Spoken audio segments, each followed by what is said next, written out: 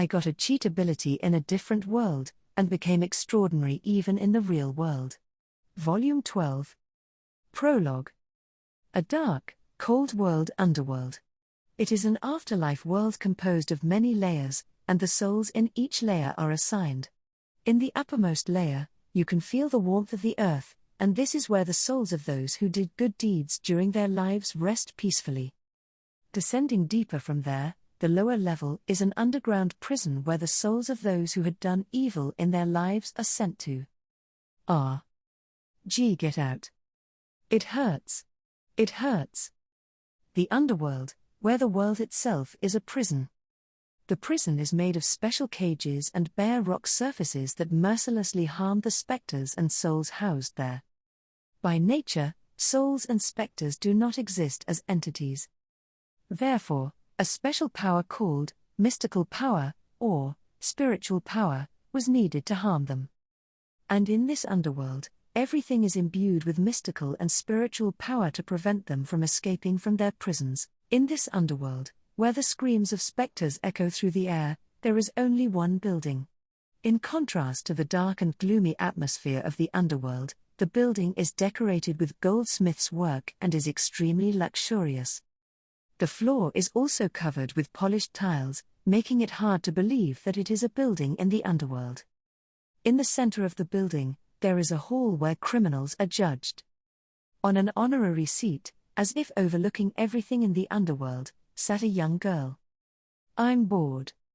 She was wearing a little civil official's hat on her bobbed hair, a royal scepter in her hand, and luxurious clothes that looked like some country's official uniform. This girl was the king of the underworld Reimei, and the master of this building. Reimei cheekily poked her head in boredom. "The dead used to come here so often, but recently there have been fewer and fewer of them." "Well, it means that time has moved on, and the world over there has become more peaceful, hasn't it?"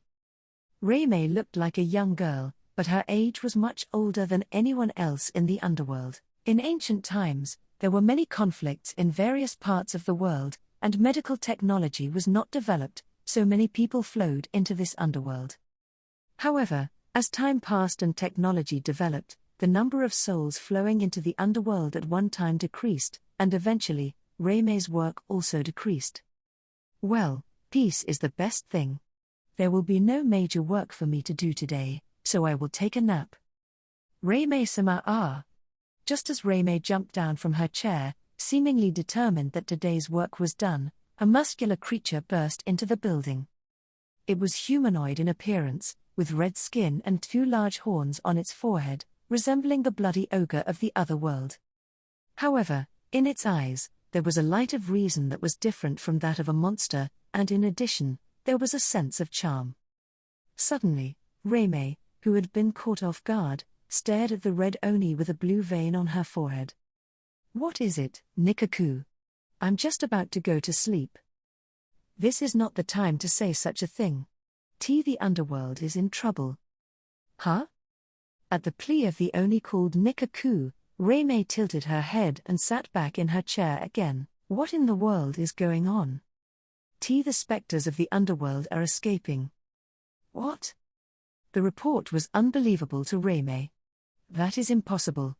How is it possible for the specters in this land to escape from the underworld's prisons?" "But, actually, the Oni under my command are already working to capture the specters that have escaped from their prisons." Reimei's mystical and spiritual powers created all the prisons that existed in this underworld, and there were no specters that were powerful enough to break through Reimei's mystical power except one. "Don't tell me that Miko's seal has been broken?" "No, it seems that Miko's seal is intact." "What? Then why? In this current world, there should be no one but Miko who can escape from my mystical power." As Reimei desperately pondered the cause, Nikaku opened his mouth to say something that sounded difficult to say. There's one more thing I'd like to tell you." "What is it?" "The fact that specters have escaped alone is important, but the border between the underworld and that world seems to have disappeared. Why didn't you tell me that first?" The content of what Nikaku said was not something that could be left unattended. Essentially, there is a firm boundary between this world and the underworld, and it is because of this boundary that those in the world of the living are not able to wander into the underworld. Conversely, spectres could not escape from the underworld into the world of the living. But now that the boundary between the underworld and the living world has disappeared, spectres who have escaped from their prisons in the underworld can easily escape to the world of the living. This is not good. If this continues, spectres from the underworld will be unleashed in the world of the living. For reasons unknown, now that the boundary between the world of the living and the underworld has disappeared, Reimei herself will have to take action. Nikaku. Now mobilize all the other Oni to guard the boundary between the underworld and the living world. I will reinforce the prisons and seal the spectres again as soon as possible. Why, yes. After receiving the instructions, Nikaku ran out of the building, and Reimei got out of her chair and stood in the center of the room, and then... Humph! At that moment, a torrent of purple power, cloaked in a bewitching atmosphere, overflows from the center of Reimei, and the wave blows across the entire underworld. At the same time, the prisons of the spectres who were about to escape were once again strengthened by the solid mystical and spiritual power, making it impossible for the spectres to escape. Phew! This should be enough to strengthen the prison for the time being. Once again, Reimei spread her own mystical power throughout the underworld, and after confirming the situation of the underworld, she let out a deep sigh. I never thought that the prison seal would be broken and the boundary between the world of the living and the underworld would disappear. With the unprecedented emergency situation in the underworld, Reimei shook her head with a grim expression on her face. No, let's think about the cause later. I must seal them back up before any more spectres escape from their prisons and flee to this world Fu. Then, purple power erupted again from under Reimei's feet, and it transformed into countless giant hands. In the next instant, countless purple giant hands ran all over the underworld at once, seizing fleeing spectres and sealing them back into their prisons. After sealing all the spectres in their prisons, Reimei let out a small breath. Nikaku, Ikaku. Yes. Did you call for me? At Reimei's call, Nikaku and the blue-skinned Oni known as Ikaku appeared and kneeled there without a sound. Nikaku. Have some of the Oni guard the perimeter, and gather the rest of the Oni in this hall. As you wish. Ikaku. While the Oni are gathering, investigate the cause of this disturbance. Understood. Both Oni immediately disappeared from the scene, and a few moments later, Nikaku gathered all the available Oni under his command, just as Reimei had ordered. Then, Reimei looked around at the assembled Oni and began to speak in an imposing tone. Thank you, all of you, for gathering here. There is an emergency in the underworld. As you all know, the boundary between the underworld and the living world has disappeared, and spectres have escaped into the living world. I immediately resealed the prison and was able to seal the escaped spectres before they headed to the living world, but it is a fact that some of them have managed to escape. And now that the boundary has disappeared, it has become necessary to be vigilant to prevent those from the living world from wandering into this one. Of course, I am still working to repair the boundary, but a complete repair will not be a quick process. After sealing the spectres that escaped from the prison, Reimei had also begun to reconstruct the boundary with her own mystical power. However, reconstructing the boundary between the living world and the underworld is different from reinforcing the prison of the underworld, and it will not be an easy task. Therefore, everyone should be more vigilant and watch the boundary between the living world and the underworld than ever before. Understood. And, Ikaku, what have you found out? When Reimei finished giving instructions to the Oni, Ikaku appeared from among the group. Yes. The cause of this incident was a single soul that flowed into the underworld. What do you mean? Reimei tilted her head at Ikaku's words. This is because Reimei had assumed that the spectres in the prison had cooperated with each other to escape from the prison and, at the same time, had somehow worked out the boundary with the living world. In reality, however, Reimei was surprised to find that the cause was a single soul that had drifted into the underworld. That is, a soul before it had been judged by Reimei. What in the world is going on?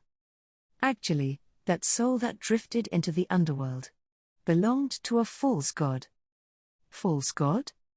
When Reimei twisted her head in response to the unfamiliar word, Ikaku explained. The false god is a kind of disaster that appears in the heavenly realm, where the gods live. Their power is such that they annihilate everything they touch, and to counteract them, one must have a power called divine authority. I know about divine authority. The power of these observers is the very embodiment of omniscience and omnipotence. But still, who would have thought that there is an existence that cannot be defeated without such power? Reimei also knew of the existence of the heavenly realms, but since the observers living in the heavenly realms have no concept of life or death, and the only threat to their existence is annihilation by the false gods, thus their souls have never been able to flow into the underworld. So what?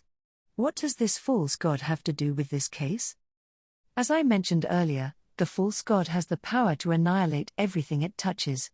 That does not change, even if he is only a soul. In other words, anything that touches the soul of the false god will also be annihilated. What? No way. This time, his soul touched the boundary between the living world and the underworld, and that boundary disappeared. If Ikaku's story is true, the soul of the false god could erase any boundary or, worse, even the concept of existence in it just by its presence, and if left unchecked, the underworld would surely be in turmoil. Where is that soul now? Fortunately, the soul of the false god was already weakened by the time it arrived in the underworld, and its spontaneous extinction has just been confirmed. Oh. Once it was clear that the damage would not spread any further, Reimei leaned back deeply in her chair with relief. What a troublesome existence. Reimei was left scratching her head, wondering why this had happened. Let me and Luna attend the academy in Yuuya Summer's world. After the battle with the false god, we returned to our original world. Then, Uma-san told me that my acquaintances were being attacked by monsters in the Great Devil's Nest, so I went to help them and found Lexia-san and Luna there.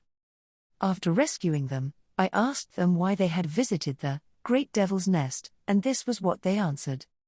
As I froze at Lexia-san's unexpected comment, Iris-san, who had come with me to see what was going on, raised her voice. Wait a minute. What do you mean by the school in Yuuya-kun's world? I mean it as it is, Iris Summer. We want to attend the school that Yuuya Summer attends. I thought I had misheard something, but it seems to be true. I finally finished digesting Lexia-san's words and hurriedly asked. You want to attend the school I go to. What happened? The truth is, it is customary for us royalty to enroll in the Aurelia Academy in the Luminous Kingdom when we reach a certain age. The school attracts children of royalty and nobility from countries other than ours in the Kingdom of Arcelia, so I was to enroll there for networking, diplomacy, and other such reasons. Why, yes. But it's boring to go to school for political reasons or to look the part of a princess like that. If that's the case, I thought it would be more fun to go to the school that Yuuya Summer goes to. The reason was even crazier than I thought. Is that okay? If you have such a diplomatic reason, you should go to that Aurelia Academy. It's fine. It is far more important to deepen my relationship with Yuuya Summer than it is to deepen the connections I can get there. And there are many things in Yuuya Summer's world that I can never experience in this world. So it would be best if I could experience many things in Yuuya Summer's world and bring what I learned there back to the Kingdom of Arcelia. I don't really understand, but I guess Earth is a more valuable place for Lexia-san and the others than for them to deepen their relationships with other countries in this other world. That being said, if it were the other way around, would that be the case? I guess it's like saying that the other world might have resources lying around that we don't have on Earth and are worth exploring, rather than diplomacy among the countries that exist on Earth today. When I was thinking about this, Luna let out a sigh. Well, you see. Lexia is ready to go to the academy that Yuuya is attending. So Luna isn't going too. That's fine if that's the case, though. What? I'm not saying that. Anyway, if she goes to the Aurelia Academy, I will have to accompany her as her escort. And that would inevitably lead me to participate in the troublesome exchange between nobles. I don't want that either. That's why, this plan includes me too. I would like to be taken care of in Yuuya's world. Wait a minute. Then Iris-san hurriedly interrupted Luna's words. I understand that you don't want to go to Aurelia Academy. I know what kind of academy it is, and I'm sure it's a hassle. But what do you mean you'll be taken care of by Yuuya-kun? Actually, I've already talked to my father about it. Then my father said that if he knew that the Earth, where Yuuya-sama lives, is a safe world, he would be willing to change my study destination to the academy where Yuuya-sama attends. Then, the only acquaintance we can rely on is Yuuya-sama, and I thought it was inevitable that we would be under Yuuya-sama's care. Why? You see, that saint is called Maya's on Earth, too, right? Why don't you live with her? Unfortunately, Mai goes to a different school than Yuuya-sama. I got permission from my father to go to the school where Yuuya-sama is. Ugh. Iris-san bit her teeth in frustration as Lexia-san told her so in a happy mood. As I was appalled by their exchange, Lexia-san suddenly took my arm. So, Yuuya-sama, will you please come with me? Where are we going? To the royal castle, of course. I want you to explain to my father that Earth is a safe place. The conversation went on, and it was decided that I was going to head to the royal capital. With Iris-san present, we were able to get out of the Great Devil's Nest without incident, but there we parted ways with Iris-san. The truth is, I really want to go with you. If anything, I want to spend my school life with Yuuya-kun too. That's. Unfortunately, Iris-san and I are obviously different in age, so no matter how hard we try, we won't be able to spend our school life together. Anyway, Iris-san was reluctant to part with me until the very end, but I guess she was still busy with her duties as a sword saint, and she left with regret. After parting with Iris-san, we headed directly to the royal capital. When I arrived safely at the royal castle in the royal capital, I found myself being taken to the audience chamber, where I was to have an audience with Arnold-sama. Then, sitting in the depths of the audience chamber, Arnold-sama stared at me with a somewhat tired look on his face. Oh, Yuuya Dono. It's been a while. It's been a long time. Now, father. I've brought Yuuya-sama. What a lot of energy she has, despite being my daughter. This is the result of your majesty's pampering. Don't say that. Arnold-sama frowned even further when Owen-san made a small rebuttal to him, but he regained his composure and turned to me. So, I'm sure you've heard the story from Lexia.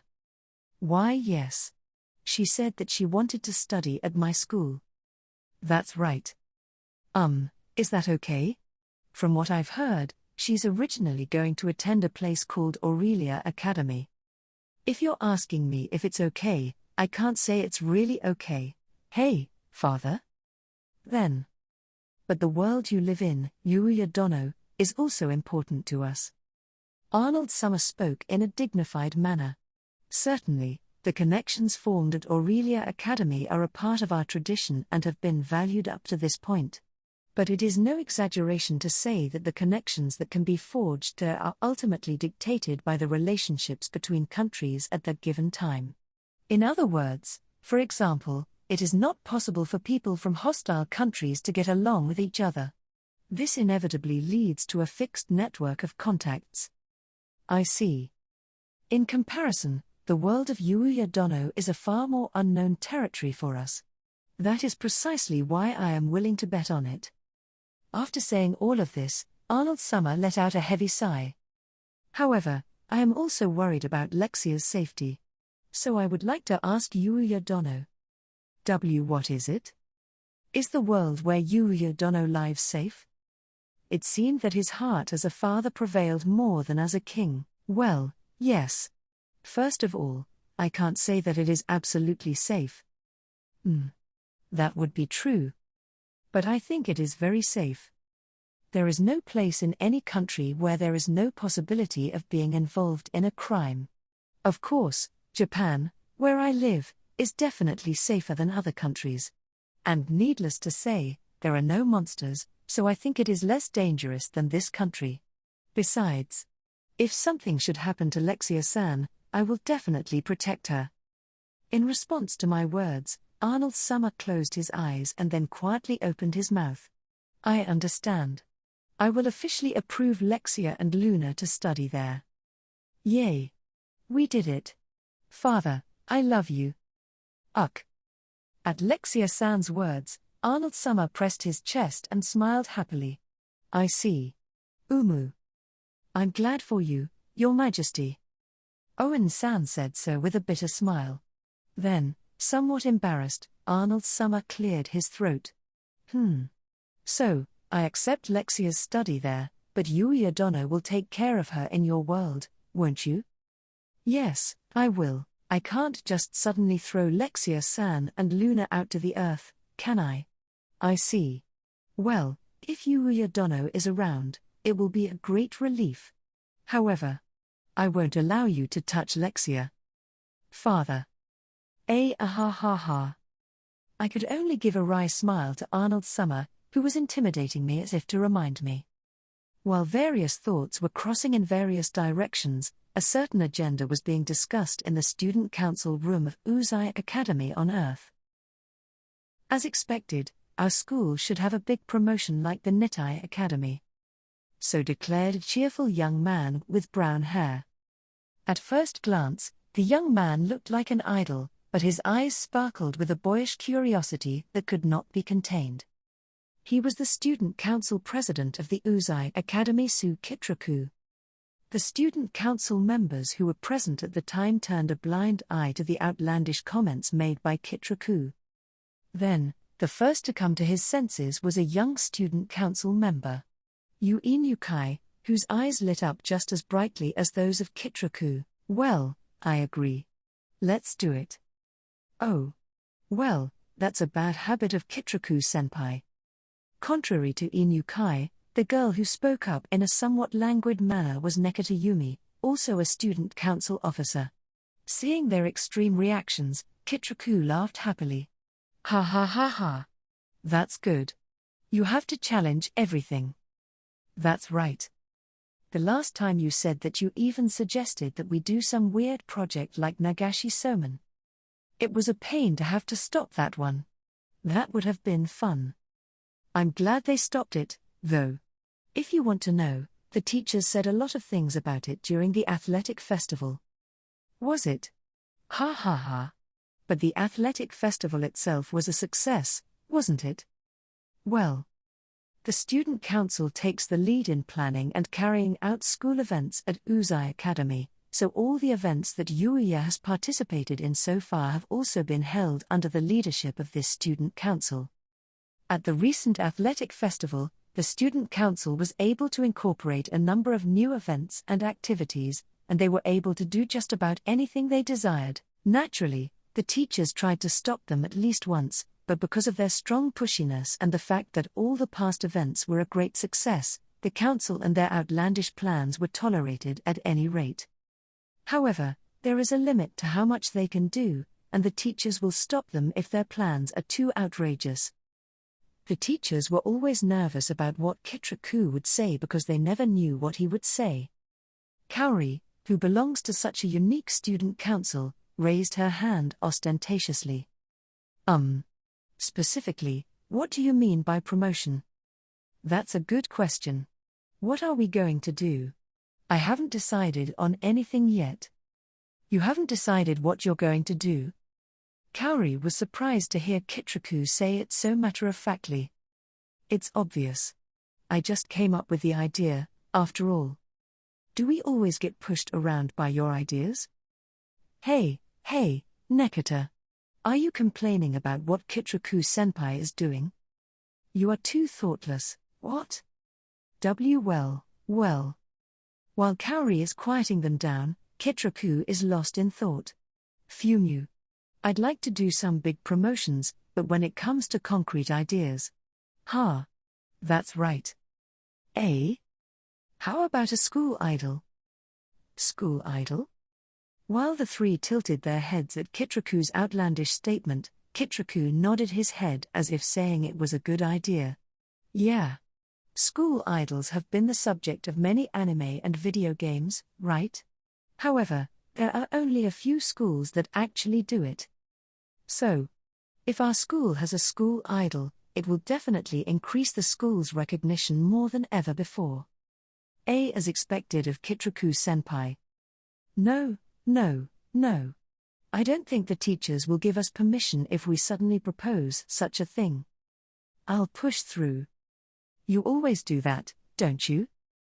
But, isn't the idol a bit too much? When Kaori uttered this, Kitraku thought for a moment since she was the board chairman's daughter. If Hojo-san says so, no, but the board chairman is a man who can understand what I'm talking about, and I'm sure it will be all right? Even if the board chairman allows it, I'm sure the other teachers will oppose it. Is that so? Well, the school festival was also a spectacular one, following the athletic festival. It was a lot of fun. It's strange that you can call that fun, Kitraku-senpai. I apologize for the inconvenience. The school festival showdown between Nitai Academy and Uzai Academy over the enrollment of Yuuya was decided to be carried out at the sole discretion of Kaori, so the student council, which was planning the school festival as usual at the time, became very flustered. Although they did not actively advertise the festival externally, they instead carefully selected the artists they invited every year and strengthened the school's security, and there was a lot of hard work that was not visible to the public. However, even these hardships are done by Kitraku because it was fun, and the hardships of the student council members who had to go along with it were immeasurable. In the first place, who will be in charge of this idol project? I know you know that, but we can't do it, can we? Is that so? If we work hard, we can manage. No, we can't. Nekata anticipated and crushed Kitraku's statement. And I'm sure it's going to be tough to select those school idols, to find someone to take charge of the project itself, and most of all, to convince the teachers. It's all going to be tough. As Nekata said this while exhaling a sigh, Kitraku pondered. Nekata has a point. Can't we somehow convince the teachers while selecting the candidates for the school idols, as well as deciding who will be in charge of the project? I don't think that's possible. Thus, Kitraku began to think of ways to move forward with the school idol project. Chapter 1, Different World Exchange. Although it was decided that Lexia was going to study at Uzai Academy, there were many things I couldn't do on my own. So, just as I did with Yuti, I decided to ask Kaori for advice, and after school, I approached her. Kaori. Yuuya-san. What's wrong? Actually, there's something I want to talk to you about. What do you want to talk about? I look around, lower my voice a little and tell Kaori. Do you remember Lexia-san and Luna? Yes, of course, I remember them. Lexia-san was the princess of the other world, right? Yeah. It seems that Lexia-san wants to study in this world. As expected, Kaori also raised her voice, probably because she was not expecting it. Then the people around us looked at us in surprise, and Kaori hurriedly dropped her voice. Study in this world? Do you mean that she will be living in this world? Yes, that's right. We can't stop Lexia-san and the others, of course, but will it be all right? Lexia-san is a princess, isn't she? It doesn't seem to matter. Rather, Lexia-san's father, the king, has allowed it. Well, he has given me a lot of conditions. Conditions? Yeah. I will take care of her at my house, along with Yuti, at Yuuya-san's house. Why? The moment I said I would take care of Lexia-san and the others, Kaori rushed over to me. But when she noticed the stares from the people around us again, she moved away from me with an embarrassed look on her face. I'm sorry. I was just surprised. B. But how did that happen? It seems that the king feels it is safer if she's with me, I guess. That may be true, but... Kaori has a complicated expression on her face after hearing my explanation. Well, that's just natural. Even now, I live with a girl named Yuti, and soon Lexia-san and the others will join us. From the outside, it's natural to worry that something might go wrong. I'm also worried about many things. And Arnold Summer told me to be very careful and not to do anything strange. Kaori, deep in thought, eventually let out a sigh. Sigh. I understand. As long as the conversation has already been decided, there's nothing I can say. So, you're talking about studying abroad, but what will you do about the school? I don't know if it's a good idea to discuss this kind of thing. But is it possible for them to study at Odysee Academy? Normally, there is no way you can immediately study abroad when asked in this way. However, if this Odysee Academy is no good, the Nitai Academy is the only other school that I know of or can introduce them to. Lexia-san and the others said they wanted to study at the same school as me, and more importantly, Arnold Summer made it a condition of their study abroad that they be safe. In that sense, if they could attend the Odysee Academy with me, I would be able to protect Lexia-san in case something were to happen. Besides, Lexia-san and the others were here to study abroad to learn about the culture of this planet. In that sense, Odysee Academy would be the perfect place for them to challenge themselves and experience a variety of things. However, there is no doubt that I am asking for something reckless.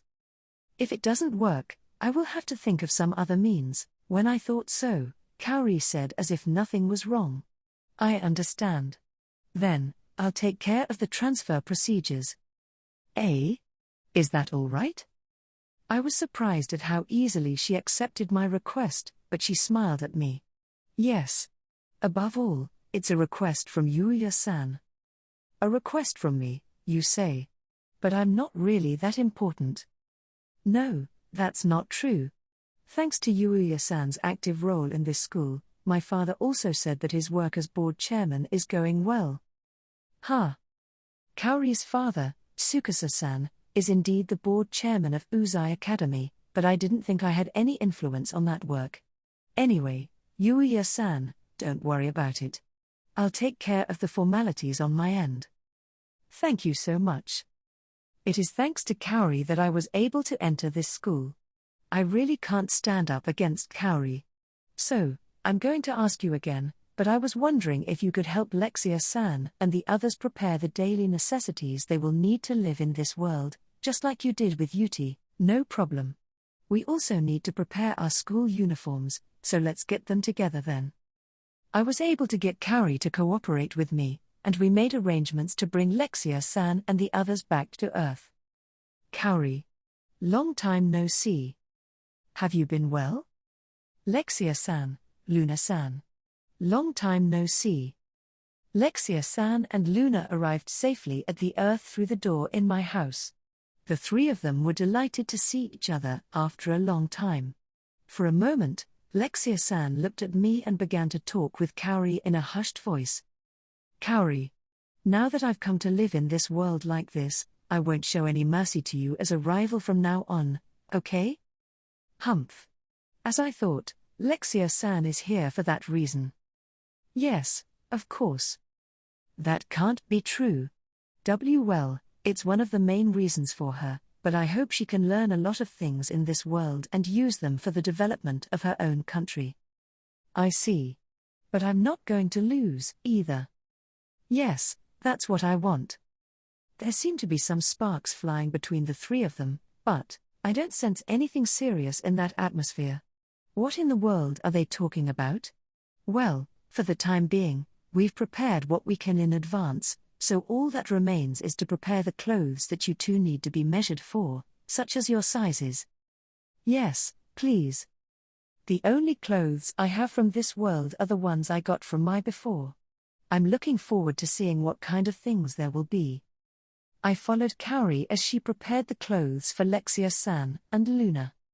Ara, these are so cute. What do you think, Yuuya-sama? Hey, Yuuya. Not only Lexia but me too.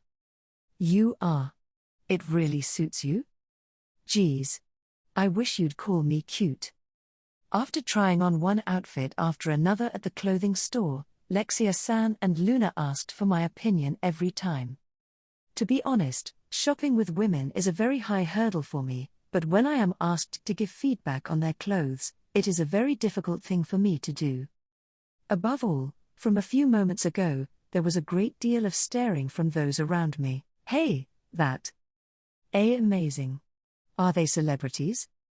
They are all beautiful, and the man is handsome. Well, it's a pleasure to the eye. Coo. That guy. I'm so jealous. Some of the men glared at me as if they were about to shed tears of blood, which was very scary. I was so terrified that I could not relax as I stayed vigilant about my surroundings in case something happened to Lexia-san and the others. Thus, as we finished shopping with my nerves on edge, the last thing to do was to try on the Odysee Academy uniforms that Kaori had prepared for them. Wow. This outfit is so cute. Why yeah. Kaori. Are you really going to wear this kind of clothes to school? Yes, we do. If it's a different school, the uniform will be different again. I see. There are a lot of pretty uniforms in the academies of our world, but the uniforms of the academies attended by royalty and nobility are strangely formal, difficult to move around in, and troublesome. Kaori and the other students who attend the school all wear the same uniform, right? That part is different from ours. Hair. I was surprised at Luna's explanation. Since it is a school, I thought there would be no major differences in appearance, only something different to represent each grade level, even if the designs were different. But listening to Lexia-san and Luna, it seems that there are quite a few differences. As I was thinking about this, Lexia-san smiled mischievously and turned her gaze toward me. So, what do you think? Does this uniform suit me? Oh, of course, it looks good on you. Then, am I cute? Ugh. It's cute. Fufu. Yuuya-sama said I'm cute. Now we have no choice but to get married. You forced him to say it. In addition, he never said that you are cute. He said you were cute in your uniform. What did you say? Ah ha ha. They're so lively, aren't you? Ah right. Lexia-san pressed Luna and showered her with one complaint after another. But Luna brushed Lexia-san off and did not seem to respond at all. This is how the preparations for Lexia-san's and Luna's study abroad program ended without incident, a few days after the shopping trip with Lexia-san and the others. Thanks to Kaori's efforts to talk to Tsukasa-san about the transfer and to follow up on the procedures, it was officially decided that Lexia-san and Luna would be studying at our school. After that, just as with Yuti, Lexia-san and Luna also acquired the language comprehension skill under Kaori's guidance before they started their school life. As for speaking the language, apparently due to the effects of the doorway to another world, it was not a problem from the start, so all they had to do was to learn to read and write. Thinking about it, I tried to find out more about the door before Lexia-san and Luna came to visit, but I put it off until later. I need to look into it properly eventually. And so the preparations proceeded smoothly, and finally, it was the first day of their study abroad program. At first, Lexia was ready to study in the same class as Yuuya, but because of her age, she ended up in middle school. She cried and ended up in the same class as Yuti. On the other hand, Luna, being the same age as Yuuya, was placed in the same class as him. No fair, no fair, no fair. I want to be in the same class as Yuuya-sama too. Humph. You'd better give up like a grown-up. Muki-ai. Why is Luna in the same class as Yuuya-sama? That's because we are the same age. Oops, that means Lexia is going to be my junior. Kiei. After being teased a bunch, Lexia looked seriously frustrated, but in the end, she managed to swallow the reality of the situation and found her own satisfaction. This can't be helped. Besides, Being a junior means that. Yes. I can call Yuuya-sama Yuuya-senpai. That's just great. Lexia was positive to no end. After this agonizing rebuttal, the two students decided to go to their classes, and it was their first day of school. Hi, everyone. Take your seats. Unagi-sensei, who had been assigned as Yuti's and Lexia's homeroom teacher, asked the students to sit down in a calm tone. Before we start homeroom, I'd like to introduce you to a foreign student who will be joining us today. Exclamation mark. Yuti's classmates were astonished at the completely unexpected situation. A foreign exchange student. I wonder what kind of student it is. I wonder if the foreign student will have different hair color like Yuti-san. I'm looking forward to it. While each student was looking forward to the discussion, Yuti's friend Haruna called out to Yuti in an excited tone. Hey, hey! Sensei said it was a foreign exchange student. As a fellow foreigner, are you curious about it too, Yuti-san? Negative. I already know. A. Do you already know the person who is coming today? Affirmative. What kind of? Yes, come in then. The moment Haruna was about to ask Yuti a series of questions, a female student came into the classroom after receiving a signal from Unagi-sensei. That student had beautiful overflowing blonde hair and clear azure eyes, and the Udesee Academy uniform fits her well. Seeing such a student Lexia, Yuti's class fell silent. Overwhelmed by Lexia's presence, the silence continued, and Lexia bowed gracefully without seeming to mind it. Nice to meet you. I am Lexia von Arcelia. There is still a lot I don't know about this country, but I look forward to learning with you. Then, raising her head, Lexia added as if remembering something. Also. Yuuya-sama, who is in high school, is my fiancé. Best regards to you. A. The class froze at the words told so casually. And then. A loud voice echoed through the middle school building. What's that? It seems like a terrible misunderstanding just occurred somewhere. Today is Lexia-san and Luna's first day of study in Japan. At least, there seemed to be no information about Lexia-san and Luna in the high school yet, and as the morning hours passed by as usual, I was struck by a strange chill. While I was twisting my neck because I had no idea what the chill was, Sawada-sensei entered the class. All right, I'd like to start homeroom, but there's actually a new transfer student coming into this class. By the way, the transfer student is a foreigner and an exchange student as well. The sudden information about the foreign student caused a stir in the class. Transfer student. How can I put it? There seems to be a lot happening since Yuuya-kun. I was surprised at the time of Merle-san's arrival. I wonder what kind of student is coming. It's a foreigner, isn't it? It's rare, and so was Merle-san. While everyone was speculating about the new student they had not seen yet, Merle tilted her head. Is it rare to have a transfer student? It is certainly rare. In most cases, students move from one school to another for family reasons, but I think it is unusual for high school students to transfer to another school. Unlike junior high school, each school will have its own examinations. However, this time, rather than the rarity of the transfer students themselves, everyone seems to be surprised by the fact that transfer students are coming to this class in succession. Normally, the classes would have been divided into more separate classes, but Kaori must have been very considerate and put everyone in the same class. By the way, it's someone Merle knows, too, you know? Is that so? As we were talking in this way, Sawada-sensei clapped her hands. Yes, calm down. I can't introduce the foreign student to you until then, can I? Now, you can come in. Excuse me. Prompted by Sawada-sensei, a female student entered the room. The girl with shining silver hair had an interesting appearance and was beautifully dressed in the uniform of Udesee Academy. The whole class fell silent at the sight of this somewhat unrealistic beauty. Without paying any attention to the state of the class, the girl Luna opened her mouth. I'm Luna. I'm new to all of this, but I'm looking forward to working with you. Yes, so Luna will be studying with you in this class from today, and I hope you'll be ready for it. Hey, kids. I know Luna is beautiful, and you're admiring her, but it's time for you to come back to reality, huh? Good grief. Right, let's decide where Luna's seat should be. You can sit next to Merle. Look, there's the blue-haired girl over there. I understand.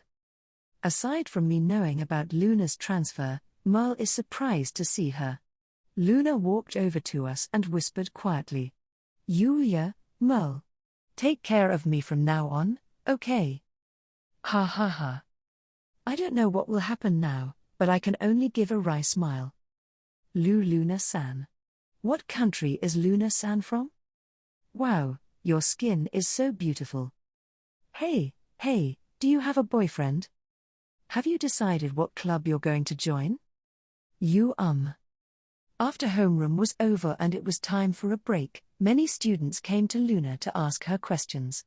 Luna faltered under the pressure of her classmates, not expecting them to be so interested in her. Luna had been living her life as an assassin. And now she was being overwhelmed by other high school students of her age. It might be very confusing for her, but this change in the environment could be a very good thing. While I was thinking about this after observing Luna, Rio and the others came over. Phew. Our class often gets people who stand out in some way, doesn't it? That's right. The first is Yuuya-kun, and then Merle-san and Luna-san. Are we that conspicuous? No, you're really conspicuous. As for me, I just want to live my life in peace, but that's not always possible, and as a result, I've been involved in many events and troubles. However, unlike in the past, I don't feel uncomfortable about this, so I'm enjoying my life as it is for what it's worth. Then Luna finally couldn't stand the pressure of everyone and turned her gaze toward me. Ooh, Yuuya. Help me. I had not told anyone in the class that Luna and I knew each other, although I had not been hiding it, so Luna's words startled everyone in the class. Cade then asked the question that represented everyone's doubts. Could it be that Yuuya-kun and Luna-san are acquaintances? Well, yes, I guess. Yes. I'm staying at Yuuya's house. Hey, Luna-san. The whole class screamed at Luna's words. Sheesh. This is the same thing that also happened with Yuti. I don't have anything to hide, but the fact that Luna is living in my house is enough information to cause misunderstandings. In fact, everyone seemed to have started making all sorts of assumptions, and it got noisy. Ooh, Yuuya-kun? What does it mean that Luna-san is staying with you? You see, Luna is currently staying at my house, or so to say. What kind of connection do you have? It just happened? Is that too harsh an excuse? Rin gave me a puzzled look when I managed to squeeze out an answer. That being said, I can't talk about the other world and have no way to explain it. Then, Luna dropped another bomb, wondering what she would think when she saw Cade's astonished look. By the way, Yuuya and I have quite a deep relationship. Deep relationship? Luna-san. Why do you talk in such a confusing way? It's true that we trained together in the Great Devil's Nest in the other world, but you don't have to say it like that. When I looked at Cade, it seemed as if her soul had been drained from her mouth, as if she had been burned out, but everyone else's reaction was different. As expected of Yuuya-kun. I didn't know you had already made a move on Luna-san. Well, it can't be helped if it's Yuuya, I guess it's understandable. I'm so jealous. For you to have such a deep relationship with a beautiful silver-haired girl. It's a misunderstanding. Everyone has misunderstood me. I desperately tried my best to speak up and clear up everyone's misunderstandings. Perhaps it was because of this that by the end of the break, everyone seemed convinced that Luna and I didn't have that kind of relationship. In the end, it was only that some people, such as Cade, still seem to have doubts about it. I'm tired. You don't have to deny it so desperately, do you? It's really hurting me too. Oh, I'm sorry. But it would be a problem for Luna if such misunderstandings were to occur. I don't know what she meant by that comment, but it must have been a nuisance to Luna if someone thought of her as my lover. That low self-esteem is really Yuuya's bad point. Eh? It's nothing. Anyway. Since Yuuya is the senior here, you're going to teach me a lot, okay? Oh, okay. The class became lively again after welcoming Luna as a foreign exchange student. Homeroom was over, and it was time to go home. Just as we were about to leave, Sawada-sensei announced something to the class as if she had just recalled something. Oh, yes, that's right. Recently, there have been some suspicious incidents here and there in the vicinity of the school, so be careful not to get involved. If you do encounter anything suspicious, be sure to call your teacher, okay? Suspicious incidents? I twist my head, not knowing what she is talking about, and Yukine tells me. Recently, there have been some strange incidents in the city, such as buildings being damaged and things that were supposed to be there disappearing. Have you heard about it? I've never heard of that before. But that means there's someone who did it. And it was done by that suspicious person, right? I think so too, but they haven't come up with any evidence. The area that was also damaged had surveillance cameras installed, but nothing was caught on camera, and yet only things were stolen. That kind of thing can't be true. How can something be stolen and the surveillance cameras don't even show the culprit? No way, you're saying it's the work of a ghost? Then Merle thought the same thing and denied it with an impatient look. I can't believe in such an unscientific existence. There is no such thing as a ghost. Merle may want to deny the existence of ghosts, but both Merle and I have encountered real ones in the amusement park's haunted house. I was really surprised at that time. Well, there are people from the other world and aliens, so it's not so much of a surprise if you think about it calmly. As I involuntarily look away, Yukine turns her gaze toward me. So, I'm going to investigate this mysterious phenomenon. What do you think? Mysterious phenomenon? And you're looking into it? Since it's a big deal, why don't you and Merle-san and Luna-san join me and look into it together? Me too? That's fine, but why me too? Luna has not yet become that close to Yukine, so she seems to be questioning the fact that she was invited. Since you live in the same house as Yuuya, I was wondering if it would be better for us to work together. Besides, in order to investigate this mysterious phenomenon, we will look around various places in the city, and Luna-san probably doesn't know that much about this city yet, so I'll serve as your guide as well. I see. It is true that Luna has only been in this world for a short period. In that sense, I was grateful that we could look around the city together, regardless of whether or not we seriously investigate the mysterious phenomenon. If that's what you mean, I'd be grateful too. However, may I invite someone else to join us? Lexia-san. Yes, it would be very noisy if she found out that I left her and went out with you. Ha ha ha. I could easily imagine Lexia-san complaining about it, and I couldn't help but let out a wry smile. Yukine nodded to Luna's words. It's okay, anyway, let's call on others, and we can all look around the city together. In this way, Yukine called out to various people, and as a result, the usual group of people, such as Cade, Rin, Ryo, and Shingo-kun, gathered together. My name is Lexia von Arcelia. It's nice to meet you. After school. When everyone gathered to begin the investigation of the mysterious phenomenon proposed by Yukine, Lexia-san, and Yuti, whom Luna had called in advance, were present. They also decided to ask Kaori to join the investigation team, and before long, the group had grown fairly large. Seeing Lexia, the princess of another world, Ryo and the others squinted in dazzlement. Amazing, what is this aura? Why yes. I'm just standing here, But I'm overwhelmed. Ha ha ha. It may seem a bit exaggerated, but the actual atmosphere around Lexia-san is somewhat overwhelming and makes you realize that she really is a princess. Then, seeing such a Lexia, Cade looked somewhat anxious. Lexia-san is also living in Yuuya-kun's house, correct? Oh, why yes. That's right, but just like Luna, it's a homestay. I understand that, but Ha ha ha. Cade, you don't have to be so pouty. You know, isn't it good if you can turn things around from here? Rin-chan? What do you mean by turning things around? That's right, but while such an exchange was taking place, Kaori also had a difficult expression on her face. To move so boldly. Does it mean that both Lexia-san and Luna-san are that serious about it? Kaori? What's wrong? No, it's nothing at all.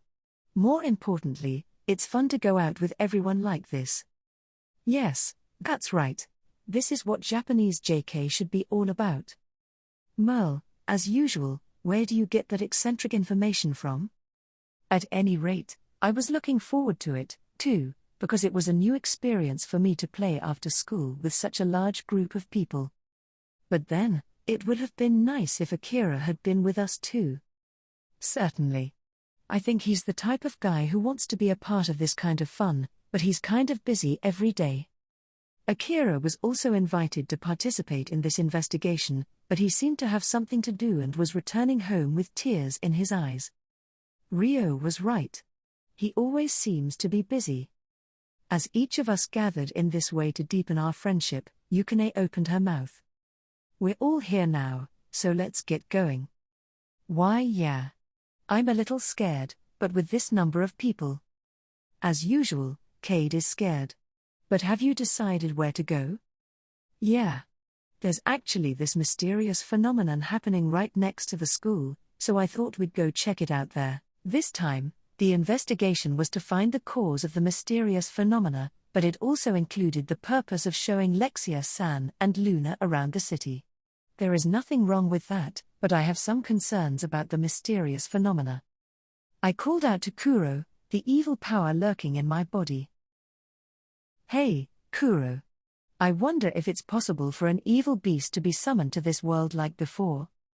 Huh? Well, that's not going to happen in a normal way, though. But it has actually appeared before. It would not be surprising if it appeared in this world again by some chance. As I thought. I wondered if an evil beast might be involved in this mysterious phenomenon. If the identity of the culprit was unknown even after such a public uproar, it no longer seemed as if the crime was committed by human hands. And if it really was the work of an evil beast, I couldn't just leave it at that. While I was making a difficult face, Yuti looked at me curiously. Question. What's wrong?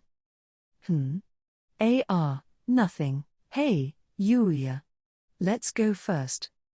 Yes. For now, I put off thinking about difficult things and followed Yukine to the site where the mysterious phenomenon had occurred. On the way there, Lexia-san came up next to me and smiled. Hey, what do you think of me in my uniform? Yuuya-senpai. S-senpai? Isn't that right? I'm in the grade below Yuuya-sama. In that case, it's normal for me to call you senpai, isn't it? That's true, but then I'm a senior too, Lexia. Luna is Luna. Hey, why? Cade and the others were surprised to see the two of them continue to argue, but Yuti, who was enrolled in the same middle school as Lexia-san, looked at me with a tilted head. Question. Yuuya, a senior? Well, in terms of position, yes. Yuuya-senpai. Strange. Strange, you say? Certainly, it is strange to be suddenly called senpai by Yuti since she had never called me senpai before. That should be the same for Lexia-san, but from Lexia-san's point of view, she seemed to enjoy calling me senpai. I see. That the hierarchical relationship on Earth is formed in this way. No, it's not that this is the only way. But you are saying that those in the grade above yours should be called senpai, right? That's true, but... As for Merle, she was also trying to acquire a lot of information in order to somehow fit in with the Earth's culture. Whether that direction is correct or not. After walking around happily like that, we finally arrived at our destination. I believe it's somewhere around here. It was a back alley with few pedestrians, a place I would not normally pass by. The area was littered with trash, and to be honest, it was hard to tell that a mysterious phenomenon had occurred here. It's kind of a dirty place. Is this the way back alleys are in every country? It still doesn't seem as bleak as it does over there, and it's better. What a comparison. While Lexia-san frowns, Luna, who has lived in the underworld as an assassin belonging to the Dark Guild, seems to think nothing of this back alley. As we continue down the narrow alleyway, Yukine suddenly stops. Ah. Hi? Rio looked at the place where Yukine stopped and shouted in surprise. Caught by the voice, we turned our gaze. What is this? Claw marks. There were sharp claw marks carved into the concrete wall as if some giant creature had gone wild here. Hey, are you telling me there's a bear in the city? Even so, isn't it too big? Shingo-kun was right. The claw marks were too big to be from a bear. After all, the marks left by the marks were much longer than our height. Then Merle touched the claw marks. After examining something, she whispered to me in a whisper so that Rio and the others could not hear. It's strange.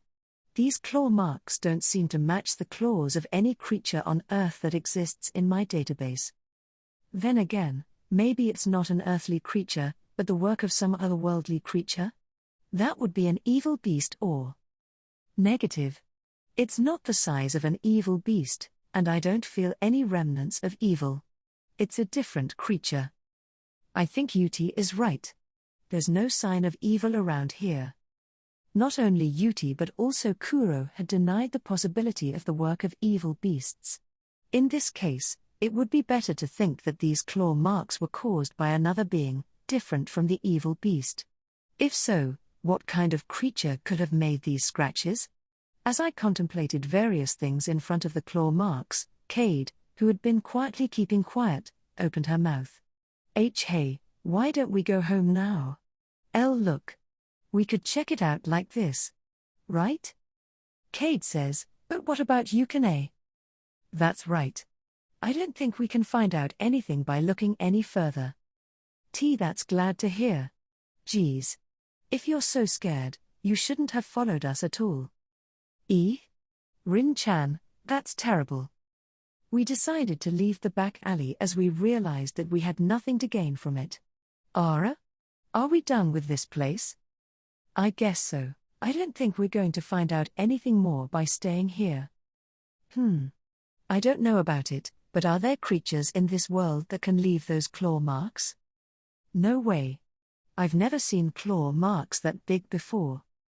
Then what are those claw marks, then?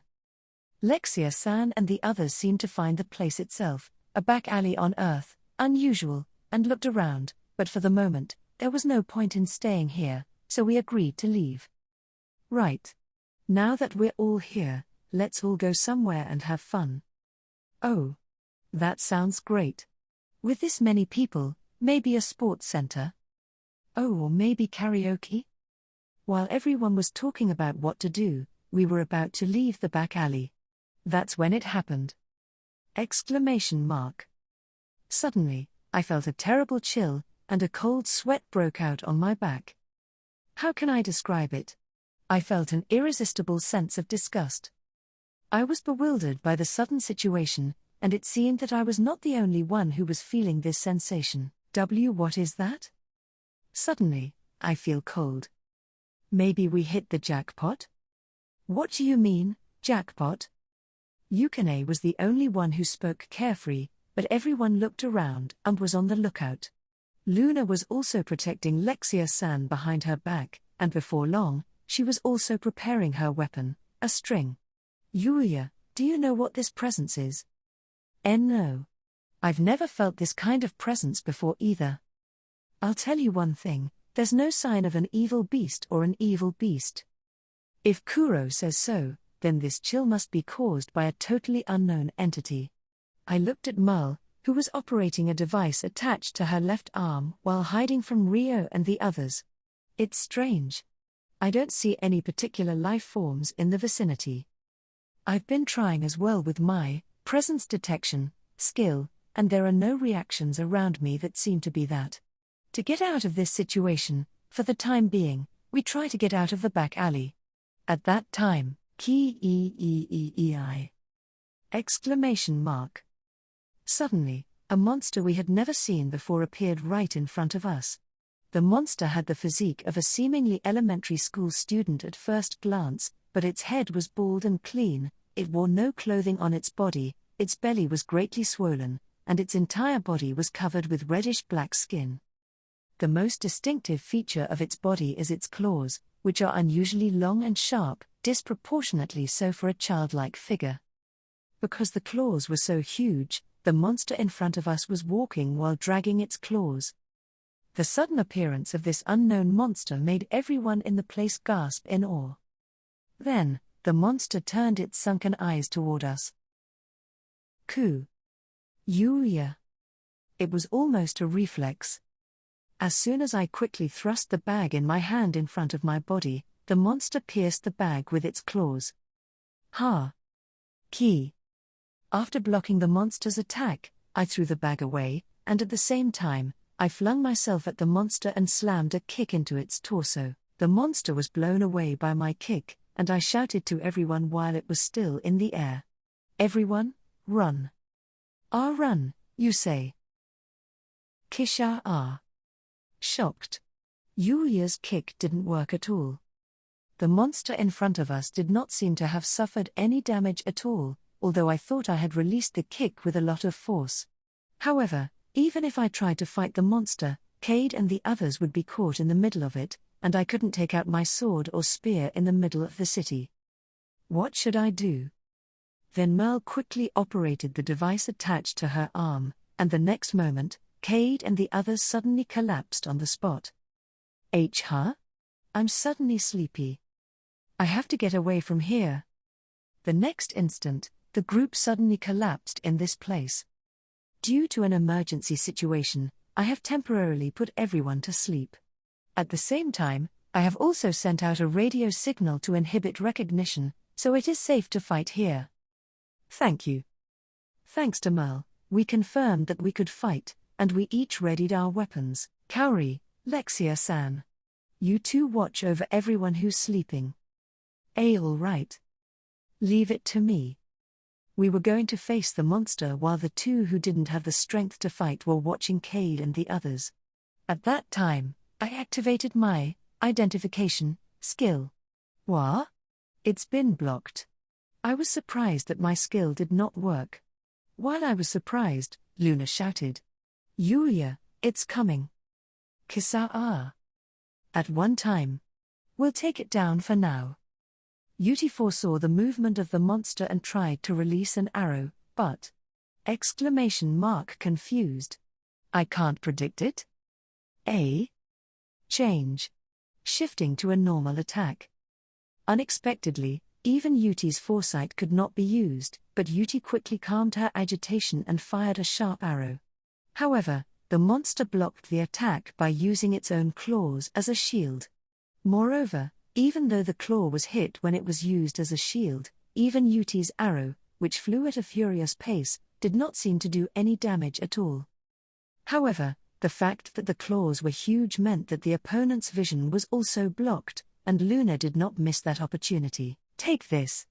Spiral. The countless threads that Luna unleashed were combined into one, and they spun at great speed, heading toward the monster. This attack is a vicious technique that not only pierces the opponent's body but also inflicts even more damage by tearing up the inside. Ki-e-e-i. What? The attack, which was released by precisely exploiting an opening in the monster, did indeed reach the monster's body.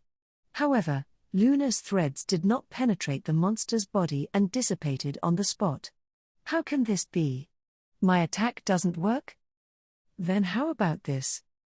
Then Merle raised a small knife she had taken from somewhere and thrust it at the monster's claws. This is a monomolecular knife. With this, any armor can be. Kisa-a-a. Kia-a. Merle. Surprisingly, Merle's knife was repelled without being able to inflict even a scratch. Merle was blown away by the monster's swing of its arm, but after adjusting her stance in midair, she landed safely. No way. Such an attack couldn't get through at all. If physical attacks don't work, then. I quickly deployed my magic armor, clothed my body with magic power, and attacked again with the Omni Sword in my hands. I thought I could definitely finish it this time with the reinforcement from the magic power and the effect of the Omni Sword, but. Kisa-a-a. Ku. Suddenly, the monster screamed. The shockwave from its voice had a physical impact, causing the surrounding walls to crack and the windows of the building to shatter. But even as I endured the shockwave, I managed to get within the monster's chest and drew my sword. The Omni Sword did not slice through the monster's body but passed through it as if it had just slashed through a cloud. In the same way, I had fought with wraiths in the other world as opponents that were ineffective using physical attacks. However, I could inflict damage on it using the weapons inherited from Xenovis-san, such as the Omni Sword, or with attacks infused with magical power. However, this monster could not be damaged even by Xenovis-san's weapons, let alone by magic power. The Omni Sword should be able to cut any object as long as the target is present, but it was as if the monster in front of us didn't exist. If I exerted any more power, the surrounding area would be in a terrible state, so I was fighting while purposely saving my strength, but I could no longer afford to do so. Therefore, as the remaining means, I also invoked Holy Evil Creation and Divine Authority and attacked the monster. Kisha-a-a. Not even the Divine Authority can get through, let alone the Holy Evil Creation. Despite the fact that I had used a kind of all-powerful Divine Authority, to my surprise, it was completely unable to get through to the monster. However, since the opponent's attacks could penetrate us, we were left on the defensive. Hey, Yuuya. We're not going to get anywhere if we keep going like this. Yes, but. I couldn't think of a way out of this situation, and I was desperately trying to think of something to do. Yuuya. Suddenly, I felt a heat rising from the depths of my body. While I was puzzled by the sudden situation, the heat gradually filled my whole body and overflowed out of my body. Then, a strange purple aura began to rise from my body. It was as if I was reacting to the monster in front of me. What is this? I don't know why, but I felt this is the second time I manifested this power. But I was sure I had never seen this kind of power before. The purple aura that erupted from my body shimmered and wrapped around the Omni Sword, as it was. I was surprised by the suddenness of it, but Luna and the others were watching me even more surprised. Yuuya. What is that power? For some reason, I can't stop my body from shaking. Fear. When I see that power, I shudder. As for me, it was kind of eerie that an unidentified aura started rising from my body, but I didn't have the same feelings of fear as Luna and the others. However, it seems that Luna and the others were not the only ones who felt fear from this aura, and the monster in front of us, which had been on the rampage, changed its behavior. Ki-kish-a-a. It began to back away as if frightened by this purple power. I don't know what's happening, but with this power. When I charged at it with all my strength in my hand holding the Omni Sword, the monster showed a sign of running away for the first time in this battle and showed its back to me. I didn't miss that opportunity and swung down with my Omni Sword, and I was able to cut the monster, on which our previous attacks were ineffective, in half. Ki. And the monster, whose body had been cut, crumbled and disappeared like ashes on the spot. Is it over? For a while, I held up the Omni Sword, and remained vigilant, but there was no sign of the monster's revival. The purple aura that covered my body just a few minutes ago disappeared as if nothing had happened. What in the world was that power? Yuuya Summer. As I stared dumbfounded at my hands, Lexia-san and Kaori came running up to me. Yuuya Summer. Are you okay? Yes, I'm fine, but where's Cade and the others? Cade-san and the others are safe. Kaori's words brought me some relief. But this devastation. What should we do? The back alley was in pretty bad shape because the fight against the monster was more difficult than expected. Oh, yes. Maybe I can do this much with my divine authority. When I activated my divine authority with thought and turned my attention to the surroundings, the surrounding walls and ground, which had been so battered and bruised, were instantly restored to their original state. Seeing this, Lexia-san and Kaori's eyes widened. Yuuya Summer, when did you acquire such power? That's amazing. Is that also magic? No, this is a different kind of power. You are getting stronger and stronger without me even knowing it. Whether or not I got stronger, there was no doubt that I had acquired much power. However, it is certain that the divine authority of me and Iris-san, and others are not as all-powerful as that of the observers living in the heavenly realm. Observers can even create life with this divine authority, but we do not have such power. This is probably the result of the fact that the observers had to stop being human once and for all. But even so, it seems that even my divine authority can do things like restore buildings like this to their original state with no problem. Let's leave this place for now. Right. Let's use the anti-gravity device to carry everyone away while activating the radio waves that inhibit recognition. If we stayed here too long, there was no guarantee that the monster would not appear again, so we slipped out of the back alley and rested in a nearby park, waiting for everyone to wake up. Huh? Where am I? Oh, you're awake? Huh? You can. When I called out to Cade, who was the first to wake up, she jumped up in a panic. Perhaps caught by the voice, everyone else wakes up as well. Was I asleep? NN. What is it? Why am I here? As I recall, Yukine-san suggested that we go to see where the mysterious phenomenon occurred. Yes. What happened to that mysterious creature? Cade looked around in a panic as she remembered that monster. In fact, Merle had put everyone to sleep in an emergency, but the memory of seeing the monster could not be erased. Hearing Cade's words, Rin and the others also remembered that time and hurriedly looked around. Huh? This place, the park? Yeah. That creature has vanished. Vanished, you say? Too bad. I wanted to take a picture. Unbelievable. For the time being, we kept it under wraps that we had defeated the monster, and the story went in the direction of the monster's spontaneous disappearance. How could Yukine say such a thing after what happened before? She must have a lot of guts. Anyway, after what happened, I didn't feel like hanging out anymore, so we decided to part ways here.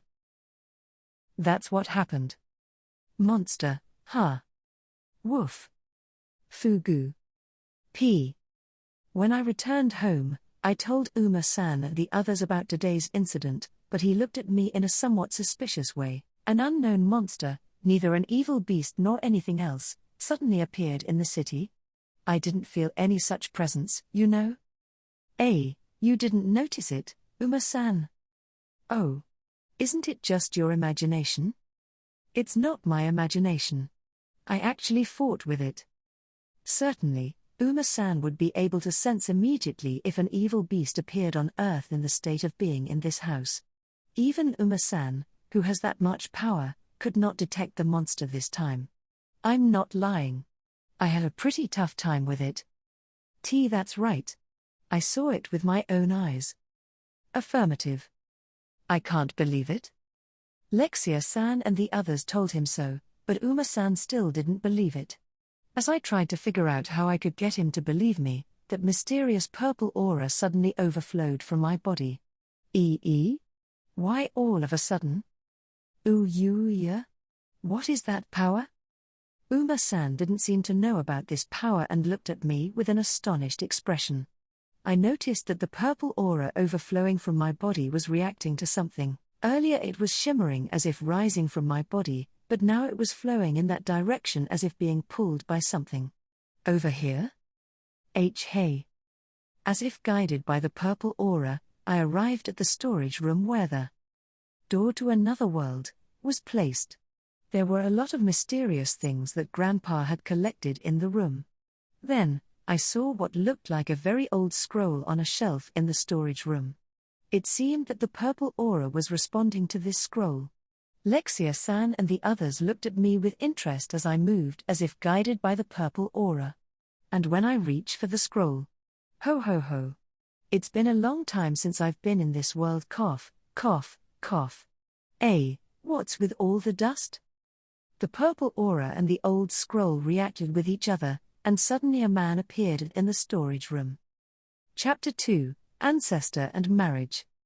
Why don't you clean it up a little bit? Yuck. Cough. A mysterious man suddenly appeared. The man was dressed like a nobleman of the Heian period, something rarely seen in this era. In addition, he was well dressed and gave the impression of being a good-natured person. Of course, I was curious about the man's unusual appearance, but what surprised me even more was the fact that he was. Oh. Oh? A ghost? Ghost? Where? I'm talking about you, though. Huh? Me? I couldn't help but retort to the man who was looking around in fear. Rather than that, the man in front of me had the appearance of a ghost, just like how everyone imagined. I looked down at the man's feet and saw that he had no feet, and they were thin and transparent. Even Uma-san and the others who were watching the exchange between the man and me looked astonished. I've seen insubstantial beings like wraiths before, but they have a certain presence. But I don't feel any presence at all from this ghost. Woof. Fugo. Pippi. Knight also seems to be puzzled, but Akatsuki and Seal only twisted their heads curiously and did not seem to be that bothered by it. Astonishment. Ghosts, they're real. That's amazing. I mean, what is that outfit? I haven't seen anyone wearing that since I came to Earth. Hey, Lexia. How can you be so calm? Because it's Yuuya Summer's house, and I was wondering if something like this could happen. That's true too. You're convinced? It's difficult to be convinced that a startling situation can happen just because it's my house, but I can't remain surprised forever. I called out to the man who was strangely convinced by my Tsukumi. Well, I am dead, aren't I? I inadvertently, accidentally. You Oh, you're the one that put me on. Right. First of all, I'm not a ghost. Well, I'm dead, sure. But I'm not one of those yukais. Okay? I'm sorry. I called out to him, but after his flowing speech, I apologized to him. But the man seemed satisfied with that and nodded his head. Well, that's good. So, what is it? No, I was wondering who you are. When I finally said what I wanted to ask, the man smiled and puffed out his chest. I am so glad you asked. I am the most powerful sorcerer of the Heian period, Tenjou Yuuya. The man with the most confident look on his face is named Tenjou Yuuya-san. Tenjou? When I responded to the unexpected last name, Yuuya-san grinned. Well, it's nice to meet you, descendant. My screams echoed throughout the house. Mahoo! Modern confectionery is so sweet. It's the best, the best, the best. Why, yes. After that, I moved to the living room with Yuuya-san in order to calm down and listen to his story. When I introduced myself again, I prepared some sweets, and he reacted strongly to them. It seems that Yuuya-san is a fan of sweets. Even now, he is stuffing his mouth full of sweets and looking like a squirrel. Well, you don't have to be in such a hurry, no one is going to take it. Astonishing. Nobody can take that much candy in their mouth. That's amazing. Well, if he eats that many sweets, it's no wonder he's like that, right? However, he is Yuuya's ancestor, isn't he? They don't look much alike. Is that so? I think they have the same airiness about them. When you say it. They look completely different, but both of them have this kind of mysterious air that envelops them. Seeing Kuya-san engrossed in the sweets in front of them, Lexia-san and the others were whispering something to each other, but the content of their conversation did not reach my ears. Phew tilde. It was very delicious, wasn't it? That's good to hear. By the way, I don't see any of my descendants here except for you. Oh. That's. I was wondering what to say when Kuya-san's eyes suddenly flashed with a mysterious light. It was only for a moment, but I could see it glowed purple as its gaze rested on me. Ho ho. I see. It's a pity. How can a child of the same blood not be loved equally? Huh? How can you? I looked at Kuya-san, who seemed to see through everything I said and did, even though I hadn't told him anything. However, Kuya-san stares at me in disbelief at my reaction. Didn't I tell you? I am the most powerful sorcerer. Compared to destroying a great yokai, seeing through people's minds is nothing. Was it true that you are a sorcerer? Did you doubt me? I thought it was rude, but I couldn't believe it when I was suddenly told that he was a sorcerer. Come to think of it, it's a wonder that I am able to meet the ghost Kuya-san in this way, and more importantly, given my knowledge of the existence of the other world and aliens, I wouldn't be surprised if there was a sorcerer. But when I am told that my ancestor was a sorcerer, it's a different story. My grandfather also ended up obtaining the blueprints Merle was looking for, but even so, he was just a traveler with the habit of collecting stuff, and I'm sure he didn't really know what it was that he collected in that warehouse.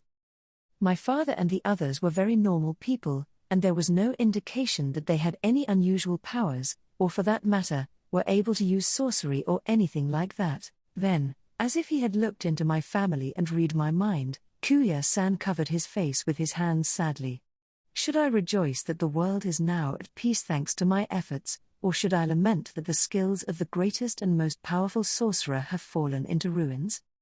Why you call yourself the best and the strongest, don't you? Since no one else said it for me. It's sad. I was about to burst into tears, too, but Kuya-san stared at me. Even so. I am surprised that you are my descendant. Why is that? Because you're not fat. That's. My grandfather, my father and the others were thin. In comparison, I was fat in the past. So does that mean that I used to look like Kuya-san? Then, Lexia-san and the others also have a subtle look on their faces at Kuya-san's words. I don't think you should be surprised by whether he's fat or not, do you? Right. The body shape can be managed by exercising. Affirmative. You and Yuuya don't look much alike right now, humph. Well, Yuuya is similar to you only in that he is a strange being. Woof. Booey. Huh? I'm in total denial. In response to everyone's comments, Kuya-san's cheeks tightened, and he cleared his throat. Ahem. I'm telling you, it's not just about whether it's fat or not, you know. In my case, there is a great deal of significance in my physique. What does that mean? Oh, I see. The knowledge of sorcery has ceased, and the constitution has also ceased at some point in your life. Constitution. When I asked him back, Kuya-san nodded his head. Right. I've always had an abundance of spiritual power, or the power to use magic.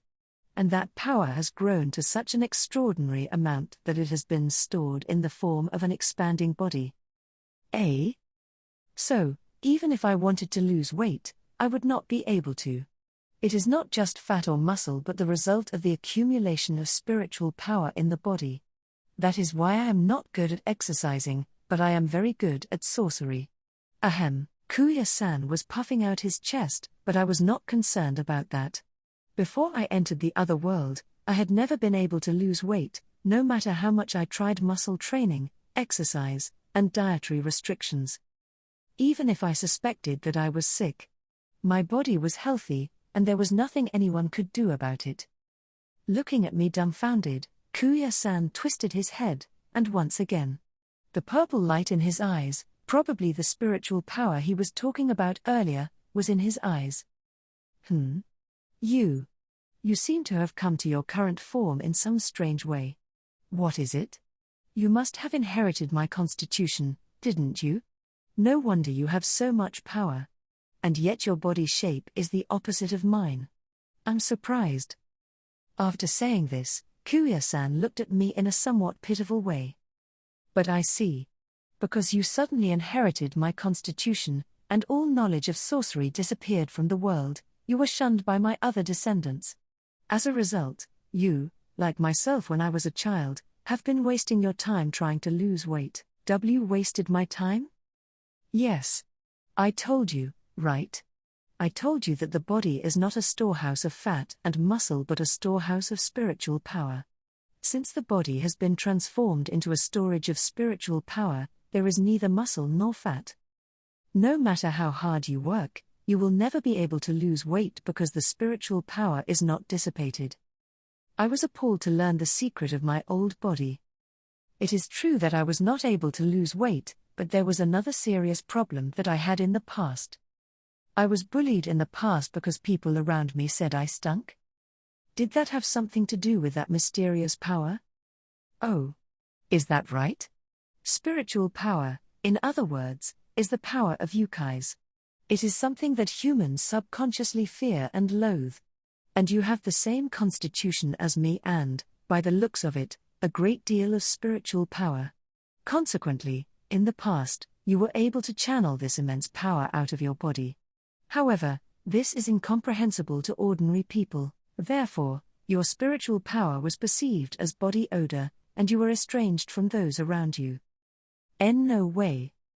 Really, what have I been doing all this time? I had been taking a proper bath and doing all the muscle training, exercise, and diet that I could. Still, nothing had changed. I can't believe all of that was due to a constitution that I suddenly inherited from my ancestor. Yuuya-san looked at me with a pained expression as I was seriously depressed. It seems that in your case, you have more spiritual power than me. The result is that your human body can no longer contain it, and your physical body has become more like that of a yokai. This must also be the reason for the pain you are going through. Don't be so downhearted. No, I had no idea that one of my descendants would suffer because of my constitution. I am so sorry. As an apology, I will teach you all my skills and knowledge. Huh?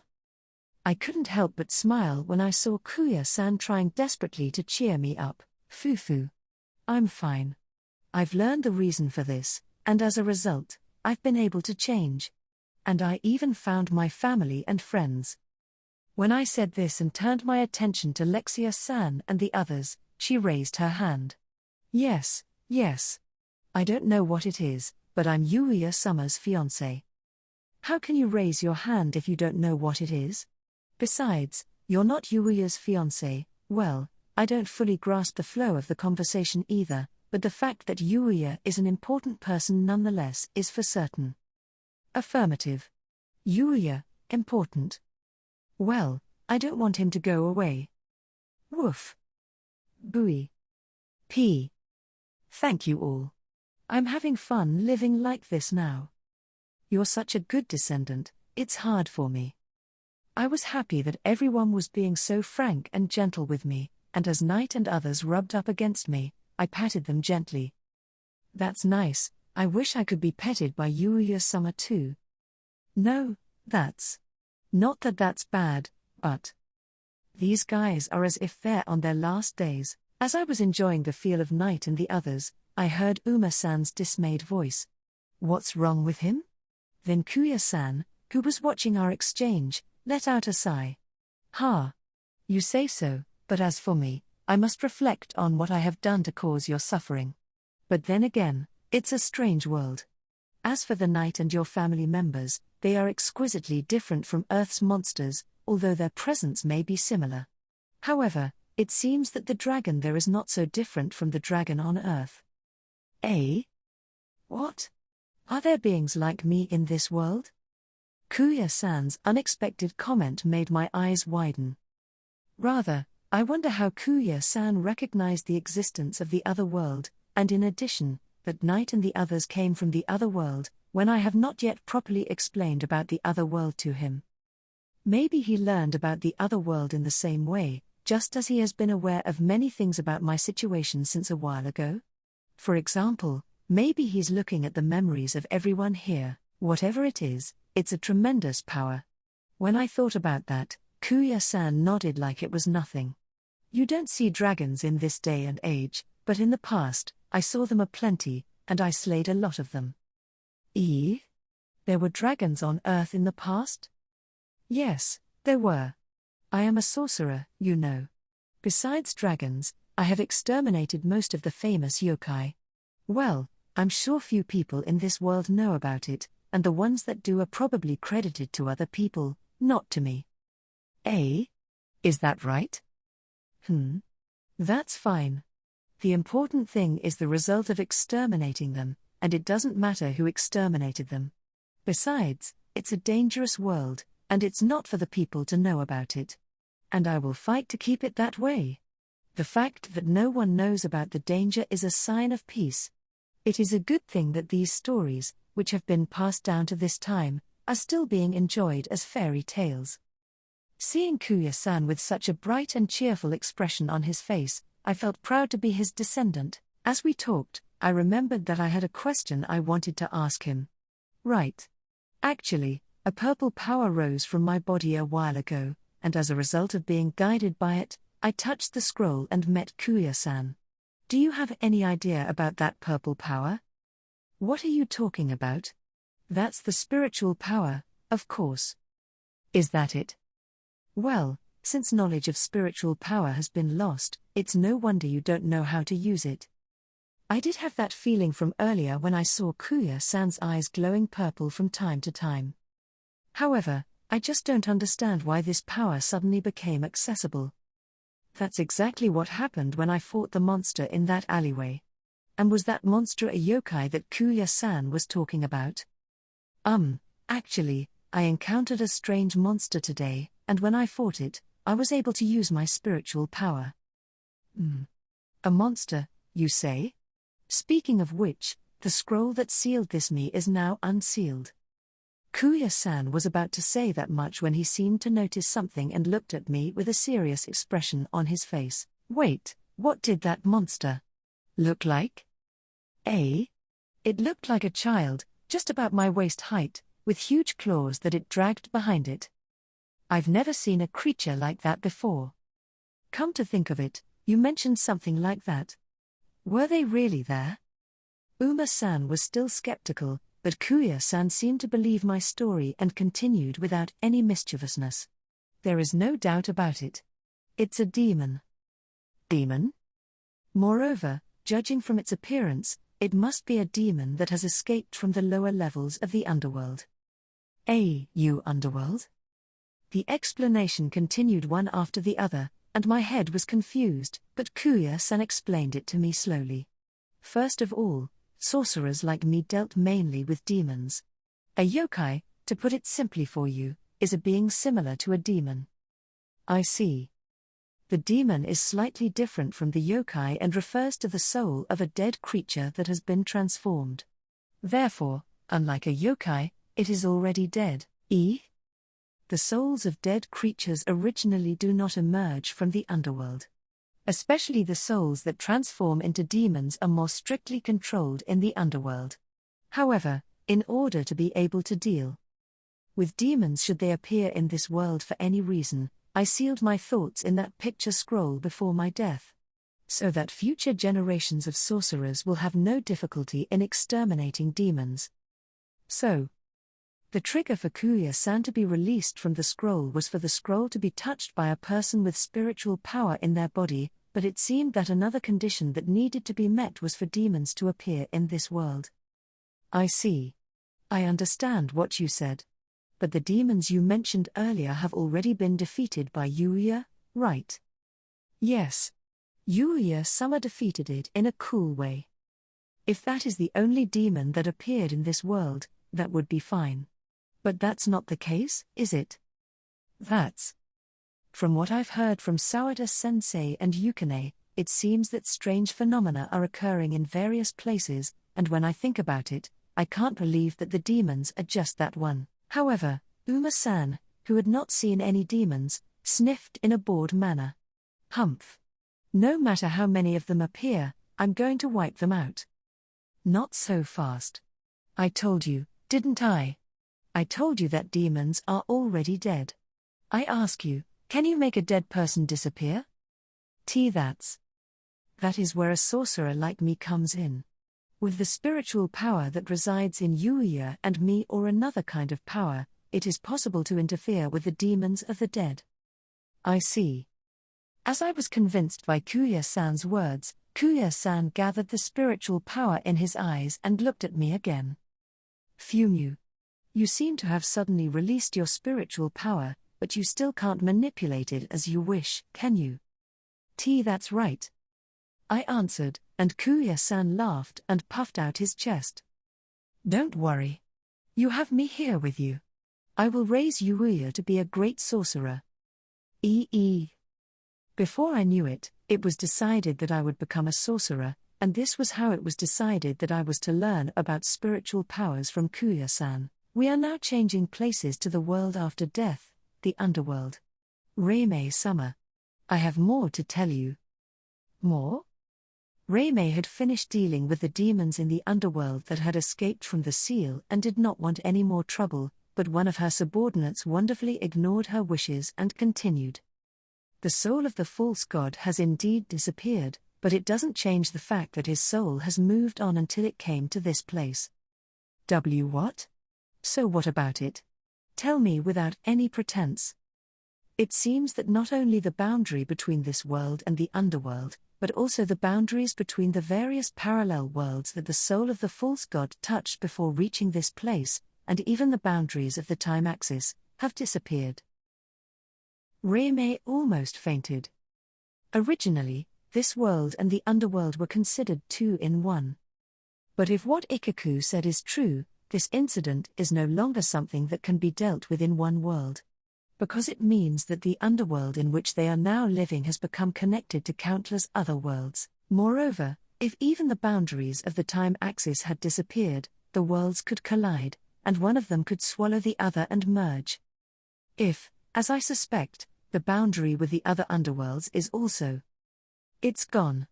Rather, the soul that caused trouble this time is a soul that originally existed in another world, and it just arrived at this underworld while destroying the boundary between worlds. It was beyond the realm of what Reimei alone could solve. In other words, my underworld was hit by a stray bullet that flew in from another world. What a mess.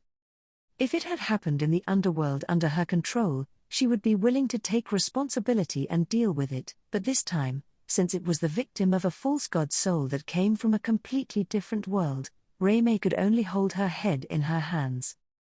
Then, Ikaku added another blow to Reimei's mind. And one more thing. One more thing? Miko's seal is also gone. Reimei looked up to the heavens at the words she did not want to hear the most at this moment. So seal her again? It is not impossible, but like the restoration of the boundary between this world and the next, it will take time. Fortunately, Miko herself seems to be still quiet. Besides the restoration of the boundary, the resealing of Miko. I don't know what to do anymore. When Reimei was in tears, wondering where to start, Ikaku made a suggestion. Reimei-sama, I have one suggestion for you. What is it? You may already know this, but this matter cannot be solved by Reimei-sama or us alone. So, I'd like to bring in some collaborators. Collaborators? I'm telling you, you can't get people from the heavenly realms. You think that with the divine authority of those who live in the heavenly realms, the boundaries between the various worlds can be quickly restored, don't you? I certainly think it is a good idea, but since divine authority was necessary to defeat the false god, there is a high possibility that the boundaries of the worlds annihilated by the false god cannot be restored quickly even with the available divine authority. Above all, the heavenly world is too far away from this underworld.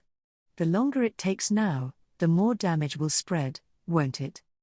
Yes, I am well aware of that. I am not talking about the observers in the heavenly realm. Besides, I am asking this person to seal up Miko. What? Reime's eyes widened at the unexpected words.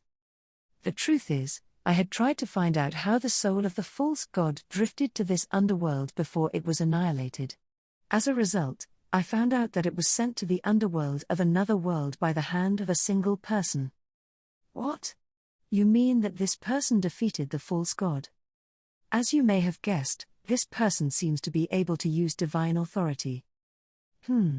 But he is from a different world, isn't he? No. He is from the earth, the counterpart of our underworld. What? There is someone with that kind of power on earth? Although there are not many, there are a few people with special powers on earth as well.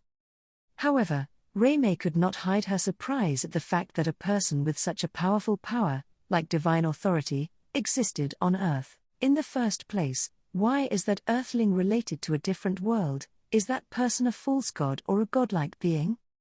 It seems that the human's home has a mysterious door that crosses over the world. That person even possesses such a thing? Yes. And this person also seems to be capable of dealing with spiritual power. In addition to divine authority, that person also possesses spiritual power? The information that was being added one after another left Reime baffled. But if Ikaku's words were true, it would not be a bad thing for Reime. In addition, we are not at fault in this matter, and it is all due to what happened in the other world. So I thought it would be possible to request cooperation with that underworld, which is the counterpart of that different world. If we do so, I think it would help to seal Miko. Reime pondered over Ikaku's words. If it is a human, it's far easier to bring that person to the underworld than it is to bring someone from the heavenly realm, and even though we don't know how far the divine authority will go in restoring the world's boundaries, we can't say that it will be totally ineffective. And if that person also has spiritual power, then even more so. If that is the case, we may be able to have Miko resealed while the boundaries of our world are being restored. Above all, if the help of the underworld of another world is also added. Having reached a certain point in her thinking, Reime looked over at the Oni. I give you a royal command. Bring me a human who can use that divine authority right now. Yes. Ikaku, contact the underworld of the world where this incident originated and get them to cooperate with us at all costs. Is that clear? Understood. Thus, unbeknownst to Yuuya, he was about to be involved in yet another trouble. It was the day after it was decided that I was to practice sorcery with Kuya-san. After finishing school without incident, I called out to the people I went to that alleyway with after school yesterday. It was so unusual for you to invite me out, Yuuya-kun. What's the matter? Maybe you got hooked on the occult after yesterday's experience? Well, are you talking about going on another exploration? That's not it. I mean, you all remember that encounter with the monster, don't you? I asked, and they all looked at each other and nodded. Well, how can you forget something so shocking? Why, yeah. I'm not sure if anyone would believe me if I told them, but as expected, it's impossible that they don't exist when you can see them so clearly. Ha ha. I don't think I'll ever forget it, you know. As expected, the encounter with the monster seemed to be a shock to everyone, and they all had indescribable expressions on their faces. That's the thing, after all, we've encountered such an eerie presence, I think we should exorcise it. Exorcism? Could it be that we've been cursed? I'm interested. Yukine-chan? I didn't mean to scare her more than necessary, but Cade was frightened by my words. On the contrary, Yukine's eyes are shining. What can I say? She has a very unobtrusive personality. However, There was a good reason why I made this suggestion. That was yesterday, after I heard about the demons from Kuya-san. You should exorcise the residue of the demon. Eh? Kuya-san suddenly told me that. I was surprised at the sudden words, but Kuya-san continued with a serious expression on his face. I told you earlier, demons are already dead. Yuuya may be able to withstand the residues of demons because of your spiritual power, but even so, you are not currently able to use your spiritual power to its fullest extent. That means that there is no telling where it will have an adverse effect on your body. Above all, I'm sure that other children have also come into contact with the demon. They didn't touch it directly, but it doesn't matter if they touched it or not. Just being in close proximity to that demon is enough of an influence. Anyway, the children there do not have spiritual power. If that is the case, they will continue to accumulate the demon's residue in their bodies. You want me to have them exorcised? Yes, that's right. If it were true, I would be the one to exorcise it. But as you can see, I'm dead. In other words, you can say that I wear the stain of death as much as the demons do. Therefore, I cannot exorcise them. Eh? So, does that mean it's really dangerous for me to be talking to Kuya-san like this? No. The demon spreads the stain of death to its surroundings, but for me it is no big deal to keep that stain inside my own body. Therefore, Yuuya and the others will not be affected. After saying all that, Kuya-san gathered his spiritual power in his eyes and stared up at the sky. I wonder how much information about the spiritual power and the impurities is left in this world. But it seems that there are people who have the power to purify the impurities. If you go there. Good, I found it. Is that okay? You will be exorcised at the place I am about to tell you. And so, I was reminded by Kuya-san to go for an exorcism. Certainly, I felt a somewhat sinister presence from that monster. That demon, and regardless of whether it was just me who had an effect, it would be bad to have a bad influence on everyone else. Well, it's surely weird to keep going like this. I agree. I think I should go for an exorcism too.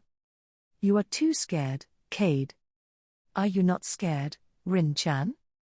Well, I think it's creepy, but I don't know if it's that bad. What about Kaori?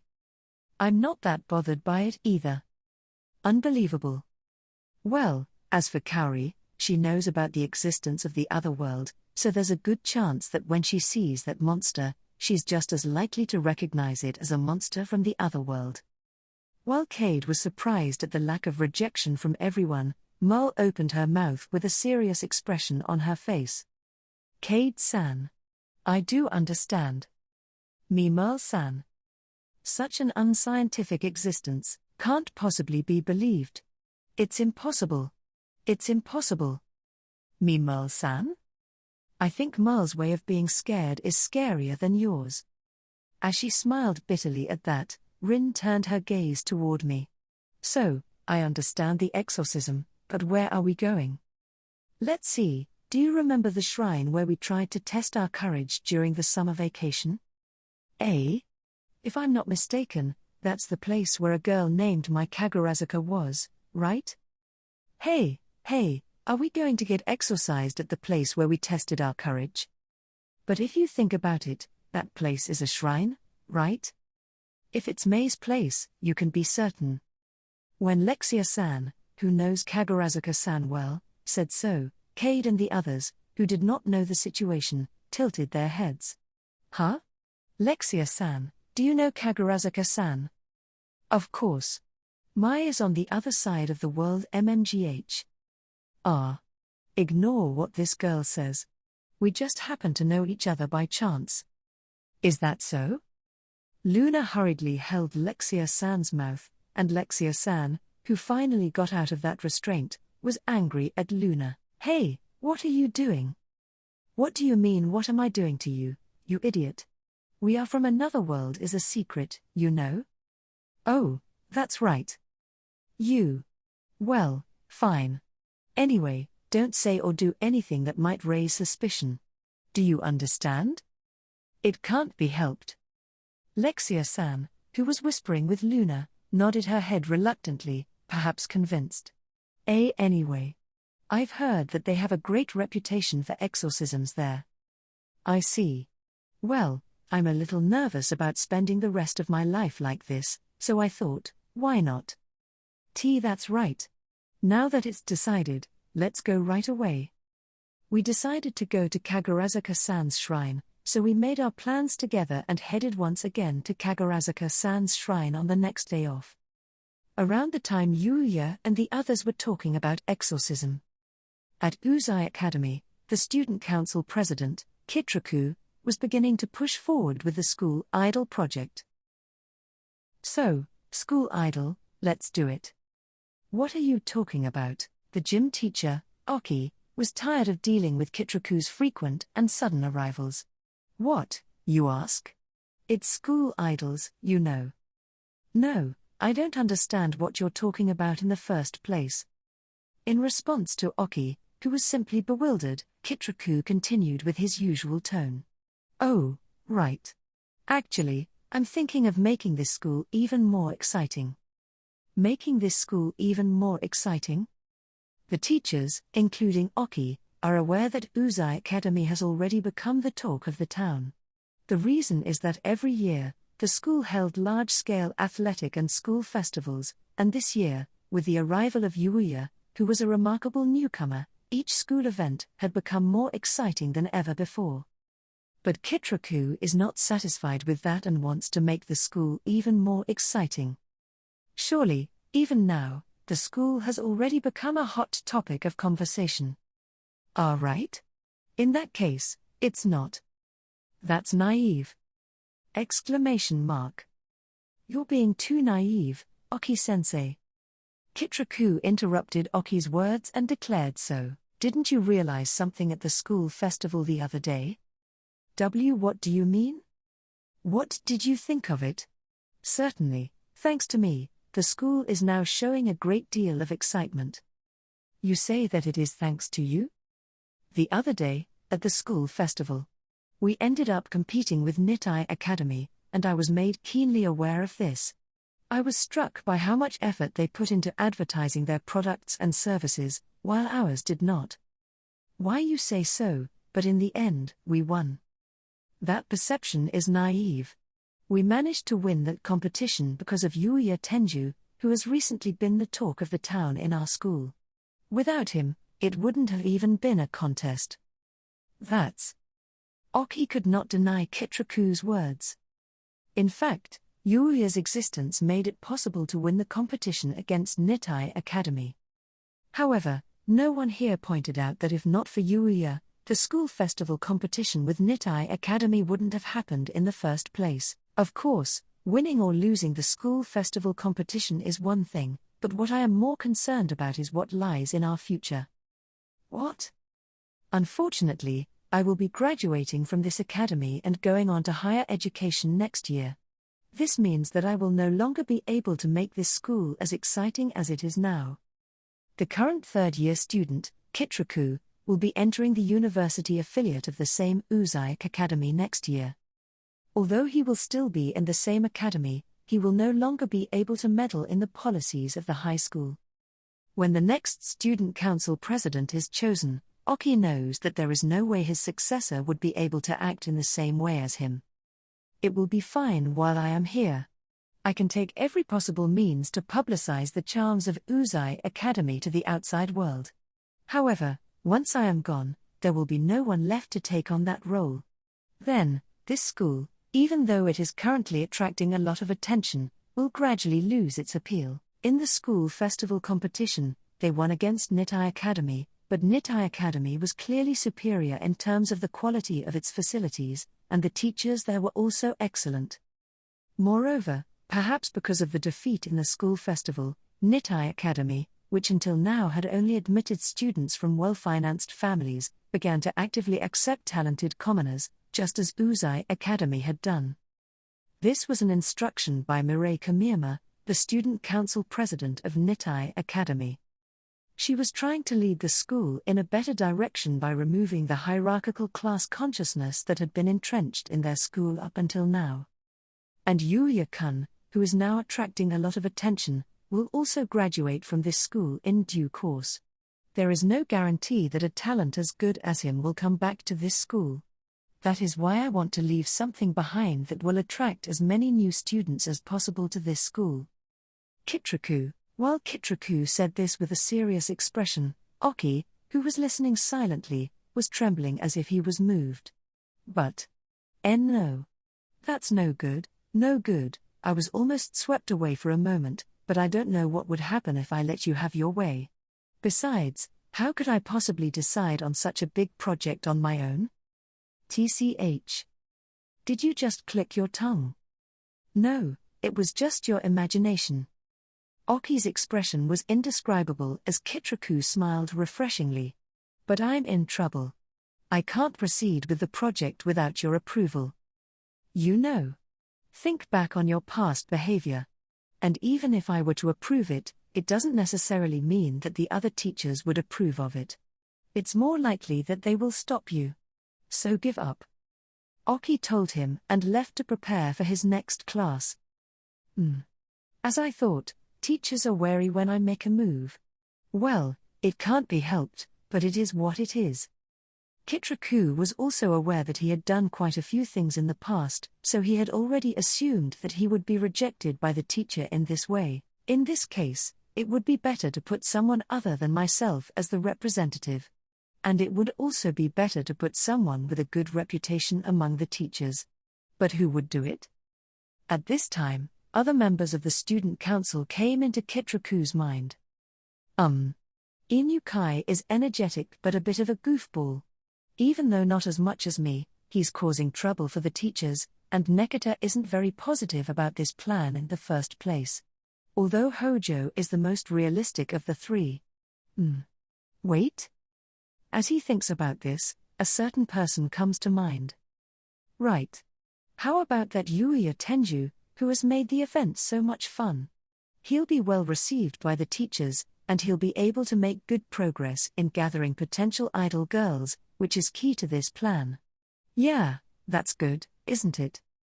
Kitraku's eyes lit up, and he immediately began to move. Ha. Once that's decided, let's start planning again with him as the main focus. Thus, it was decided that Yuuya would be involved in another big project without even knowing it. So, could you please perform an exorcism for me? Why are you getting involved in so many things? We immediately headed to Kagurazuka-san. When we arrived at the shrine, we soon met Kagurazuka-san, who was cleaning the grounds. I had visited here at night during the summer vacation, so I had not been able to get a good look at the shrine grounds, but the shrine was very quiet with a somewhat sacred atmosphere. Ryo and the others were looking around with interest because the situation was so different from the time of the courage test. It's like this in the daytime, huh? In this way, it doesn't look like it is haunted at all. It looks rather purifying. It sure looks like they can do a proper exorcism here. While each of them shared their thoughts with the others, Lexia-san and the others were also looking around and getting excited. So this is May's house. What can I say? It feels like a church. It's so relaxing, it's like I'm surrounded by a divine atmosphere, right? I don't usually believe in God, but the clean air of this place might suggest that God is real. While I am the one who met the observer, a godlike being, the holiness I felt in this place was a different type of holiness. Then Kagurazuka-san noticed Lexia-san and Luna and opened her eyes. Hey. Why are you here? Oh. Actually, those two have decided to study abroad at an academy in this world. Studying abroad? When I lightly explained the situation, Kagurazuka-san let out a sigh of exasperation. There are really too many things happening. Lexia-san and the others are studying abroad, but then suddenly there are demons. Those are different from evil beasts, aren't they? I suppose so. I really wish you would give me a break. No, really.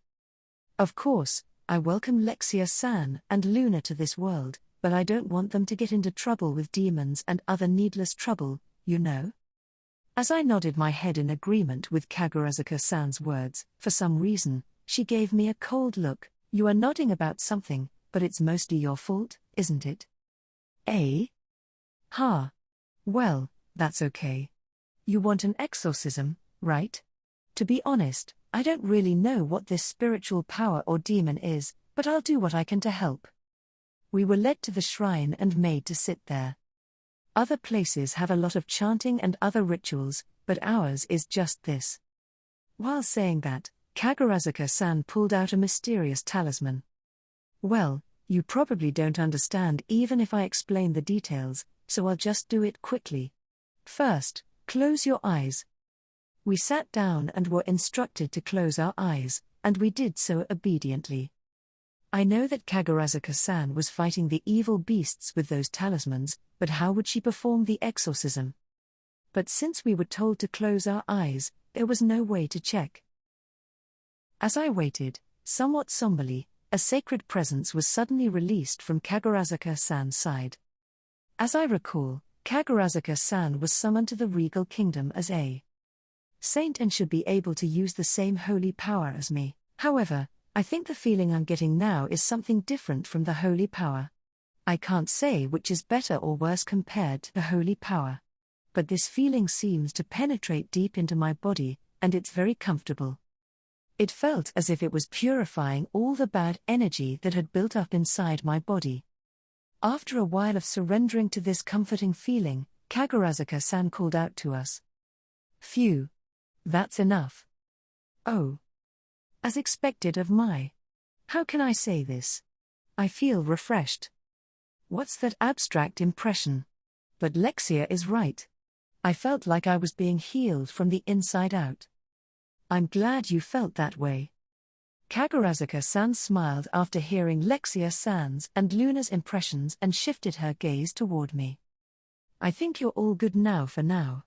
As I said at your last test of courage, these things need to be done in moderation or you'll be in trouble someday, you hear me? All right, Yukine-chan. Be careful, okay? I'll think about it a little bit when you say that much, not just a little, but think about it properly. While I was smiling at Yukine, who didn't seem to have learned her lesson at all, Rin suddenly mentioned something that was bothering her. I was wondering what this shrine is known for. Oh, certainly. The exorcism earlier was amazing, but is it also known for warding off bad luck? I wonder what god they worship. As each of us talked about the shrine's deity, Kagurazuka-san answered. We are a matchmaking shrine. Matchmaking? Lexia-san, Luna, Yuti, and Mul twisted their necks, perhaps not being accustomed to hearing this word. Yes. There are various requests to get a job at a good company or to connect with friends, but the most obvious request is to find love. Love. The moment they heard those words, I thought the eyes of Lexia-san and the others had changed. For example, we have a lot of things like love fortune and spots to increase your luck in love. Hair. I didn't know it was a place like that. Because I came here before for a test of courage, I didn't have that impression. After a brief explanation, Lexia-san's eyes lit up. I want to do all of that. No, I'll do it. All right. It is also important for us to investigate the god of this country. Yes. I'm curious too. Is that so? Then go ahead and do it. Thus, overwhelmed by the enthusiasm of some of the girls, we were led by Kagurazuka-san. First, we were taken to a place where we could draw fortunes. You can draw the omaikuji here. What's an omaikuji? Well, to put it simply, it is something that predicts a person's fortune. Ours is a love omaikuji, so it only predicts things related to love. What do you do? Do you want to draw it? Of course. Oh. Everyone's so motivated. Why, yeah. Women in love are so strong. Ryo and Shingo-kun were a little taken back in front of the exploding enthusiasm of the girls. It's true that it's a great amount of energy. However, since we're here, We decided to join in as well. Lexia-san and the others seemed a little hesitant to see the contents, so they decided to read the fortune that Ryo, Shingo-kun, and I had drawn first. Shokichi, huh? What is it? Since you have a good sense of humor, although you have many friends of the opposite sex, it is unlikely that you will be able to make progress beyond that point. Therefore, it is difficult for them to realize that you are interested in them, and it is important that you are able to recognize this. It's kind of specific, isn't it? 2. I'm Shukichi. Enjoy your hobbies and interests to the fullest and expand the circle of your community. You may talk passionately with other people who share your interests, but it is also important to stay cool and not get too passionate. That's what it says. 3. What can I say? I am quite surprised at the content of the omaikuji, which seems to be tailored to Ryo and Shingo-kun. Although I don't know what the two of them are actually like, I didn't think the content would be so suited to them. I know you were surprised, weren't you? The omaikuji at this shrine often come true. Oh, often comes true, well, but you shouldn't worry too much about it. It is important how you feel and how you act after reading it. That's certainly true. While admiring Kagurazuka-san's words, I checked my omaikuji too. Let's see. The omaikuji should have said Shokichi or Shukichi, but what was written on it was the symbol, ? Question symbol. What is it? This is. What is that? I want to know about it too, though. I was so confused that Kagurazuka-san peeked into my hand, and her eyes widened at the omaikuji I had drawn. What did you do to get such incomprehensible luck? Is it my fault? I don't think it's my fault at all. Anyway, although my fortune was ? Just like Ryo and the others, there was an explanation written under it, and the content is. What is it? This strange destiny is so complicated with various connections that I can't see what's to come. But if you do well, you could be connected to all of these connections. I'm curious too, so please do your best. What is it? It's like it's talking to me? The content is a mess, and what is this omaikuji? I mean, is my connection so complicated? Is this also something to do with spiritual power? I'm curious about that too, but isn't it bad to be tied to all the connections? This is a love fortune, right? Also, this country is monogamous. And I can't imagine myself being that way in the first place. I felt indescribable. I believed in the existence of God because of the fortune that spoke clearly to me, but I didn't really believe in the content of the fortune itself. Well, I have met an observer, a being close to God, and it would not be surprising if God existed on this earth. While I was pondering the contents of my own omaikuji, Rin, Yuti, and Yukine were reading the contents of the omaikuji that they had drawn. It's good luck. Think about your own happiness, huh? Medium luck. Engage with others as much as possible and learn the subtleties of the heart, difficult to understand. Small fortune. Be moderate in your hobbies, I think it's working for me right now. Each of them groaned in front of the omaikuji as if they had their own thoughts on the subject. And Lexia-san and the others, who are the most serious about their omaikuji, have finally made up their minds and decided to read what's inside. Let's go. Lexia-san read the contents first, but her eyes were dotted with what was written. And Kaori and the others who followed her also dotted their eyes when they checked their contents. It seems that everyone has the same thing written on it. It says do your best. What does it mean? That's true. Kagurazuka-san immediately checked, but everyone's omaikuji had only a brief encouraging sentence, please do your best. After that, at Kagurazuka-san's suggestion, Lexia-san and the others drew their fortune again, but the result was still the same. I feel kind of bewildered. That's for sure, but maybe I'm a little relieved. You're right. Action is still the only way to go, isn't it? Everyone seemed disappointed that they didn't know what the contents were about, but also somewhat relieved. Well, I wouldn't like it if something bad was written on it, would I? The omaikuji ended up being kind of weird, but I'm sure the love spots I'm going to take you to now will be no problem. Oh, that's right. There's that one, too, isn't there? I guess this is where the battle begins. I'll do my best. Kaori and the others show their motivation once again. The place we were led to was a pond inside a shrine with a small island floating in the middle. It is said that if you can throw coins from this position and have them land on the small island, it will bring good luck to your love life. I see. It's not that easy. Then, Luna, give me the money. Good grief. Luna, in amazement, handed Lexia-san some coins, and Lexia-san put her arm around it and threw it as hard as she could. However, Lexia-san's coins did not reach the small island but fell into the pond. No way. PFFT. Too bad, huh? Lexia. Now your love is over. Why do you say ta-ah? When Luna snickered, Lexia-san complained with tears in her eyes, but Luna didn't seem to mind and took the coins in her hand. Well, just watch me there. This is the difference between you and me. Luna's coins, thrown sharply, flew straight to the small island in the pond. But, meow. What? A cat suddenly crossed there and knocked away Luna's thrown coins. That stray cat often comes to visit our shrine. Luna trembled at Kagurazuka-san's words. On the contrary, Lexia-san smiled happily. Ara? I'm so sorry to hear that. You must be even unluckier than I am to be stopped like that. No, you couldn't even reach it by yourself. You must have had worse luck than me. What did you say? What? Nunanunyu.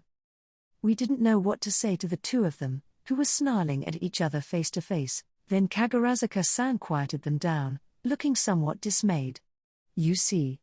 I understand how you feel, but as I said before, the important thing is what you do, okay? This is just wishful thinking. You shouldn't worry too much about it. That's true, too. I got carried away. Well, okay, now what? Who's up for the challenge next? I'll go next. The next person who raised her hand was Kaori. But when I saw that, I had a bad feeling. And it turned out to be right on the money. I'm ready. Whoa.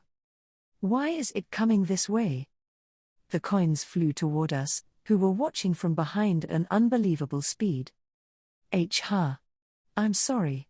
Oh, once more. Hi. She tried again, but this time the coins flew out like they were going to cut my cheeks. Oh, that was dangerous. If it had been off by a few more centimeters, it would have been really painful. After that, Kaori tried several more times, but in the end, she couldn't make the coins fly forward and had to give up. I hate myself for my lack of athletic ability. I wonder how it could fly so neatly right to the back. It was like in a manga.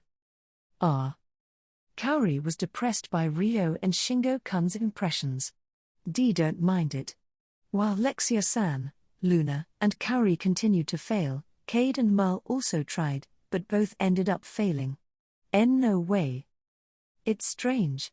Both the force and angle of the throw should have been calculated. Merle even seemed to have done the calculations using the technology of the planet Amel, but suddenly a strong wind blew, agitating the coin and causing it to fall into the pond.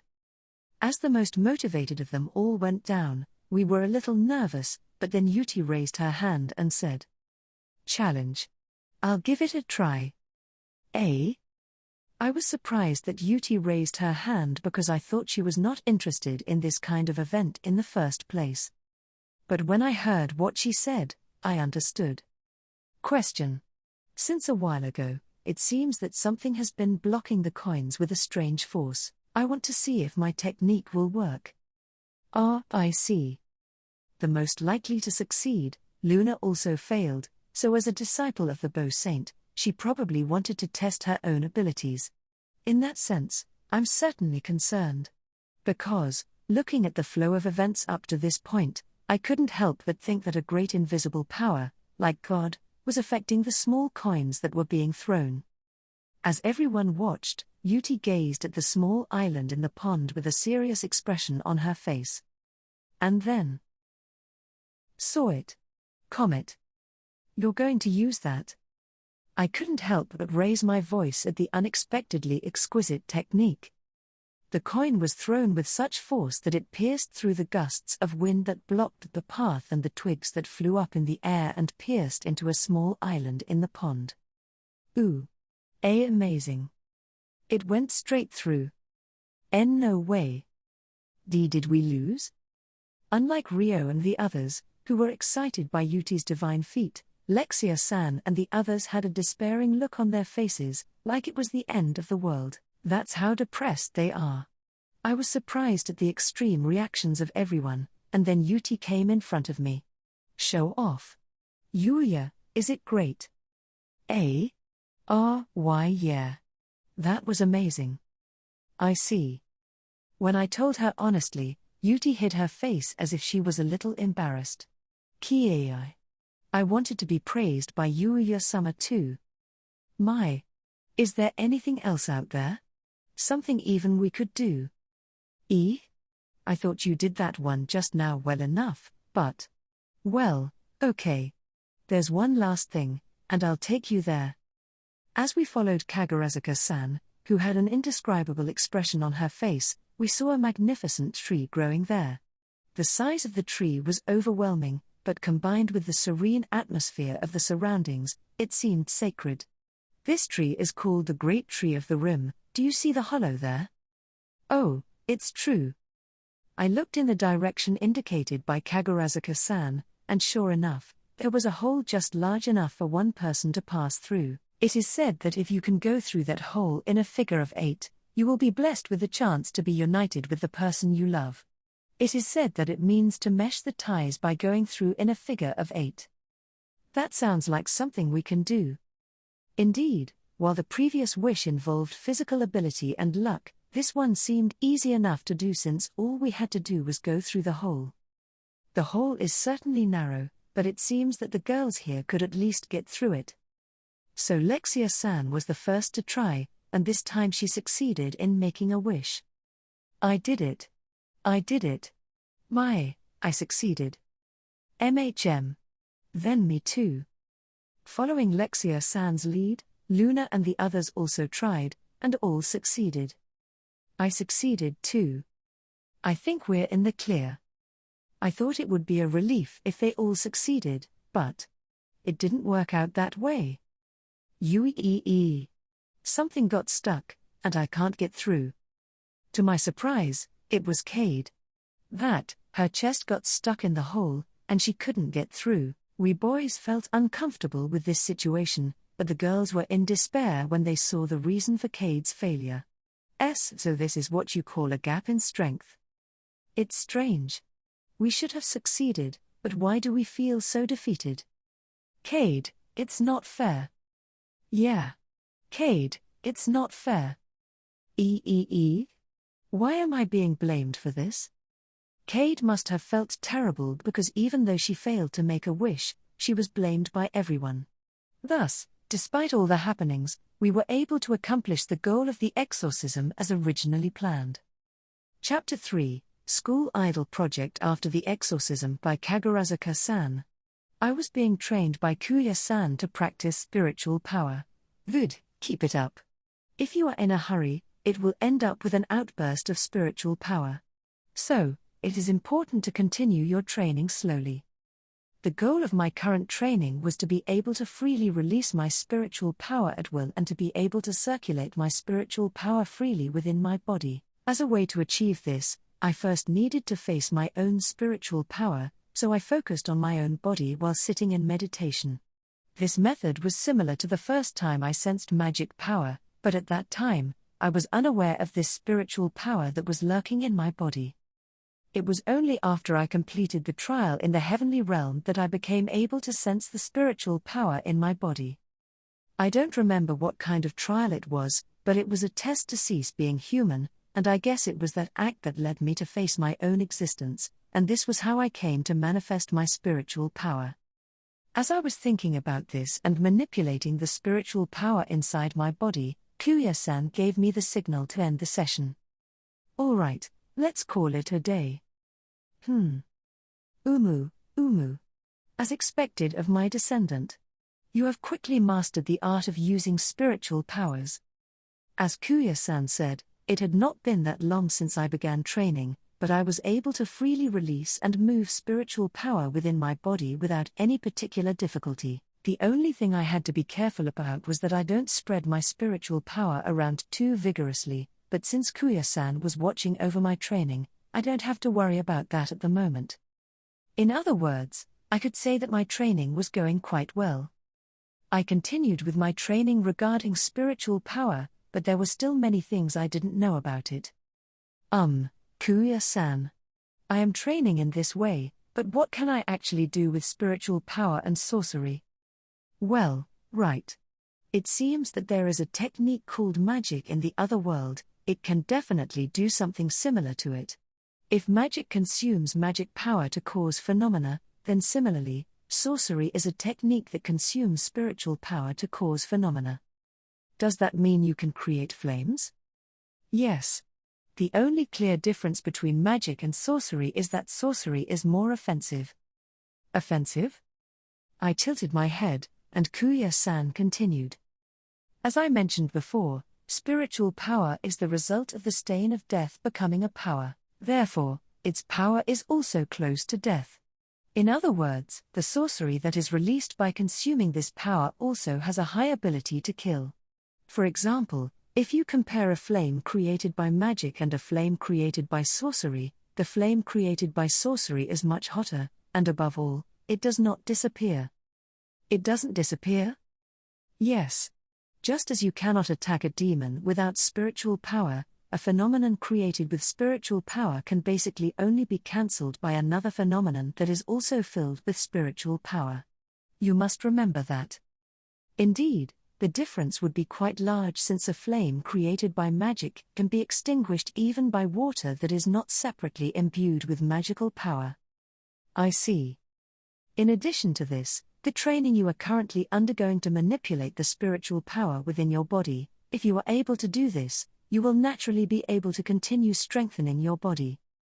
In other words, it would be a sorcery version of the physical ability through magic. Due to having the demon's constitution, you and I have never been able to develop proper muscles, but if you can handle your spiritual power, you will always be able to exert a force that cannot be compared to muscular strength. Unlike sorcery, which releases spiritual power out of the body, this one does not consume spiritual power. If it weren't for this power, I wouldn't have been able to fight against those demons.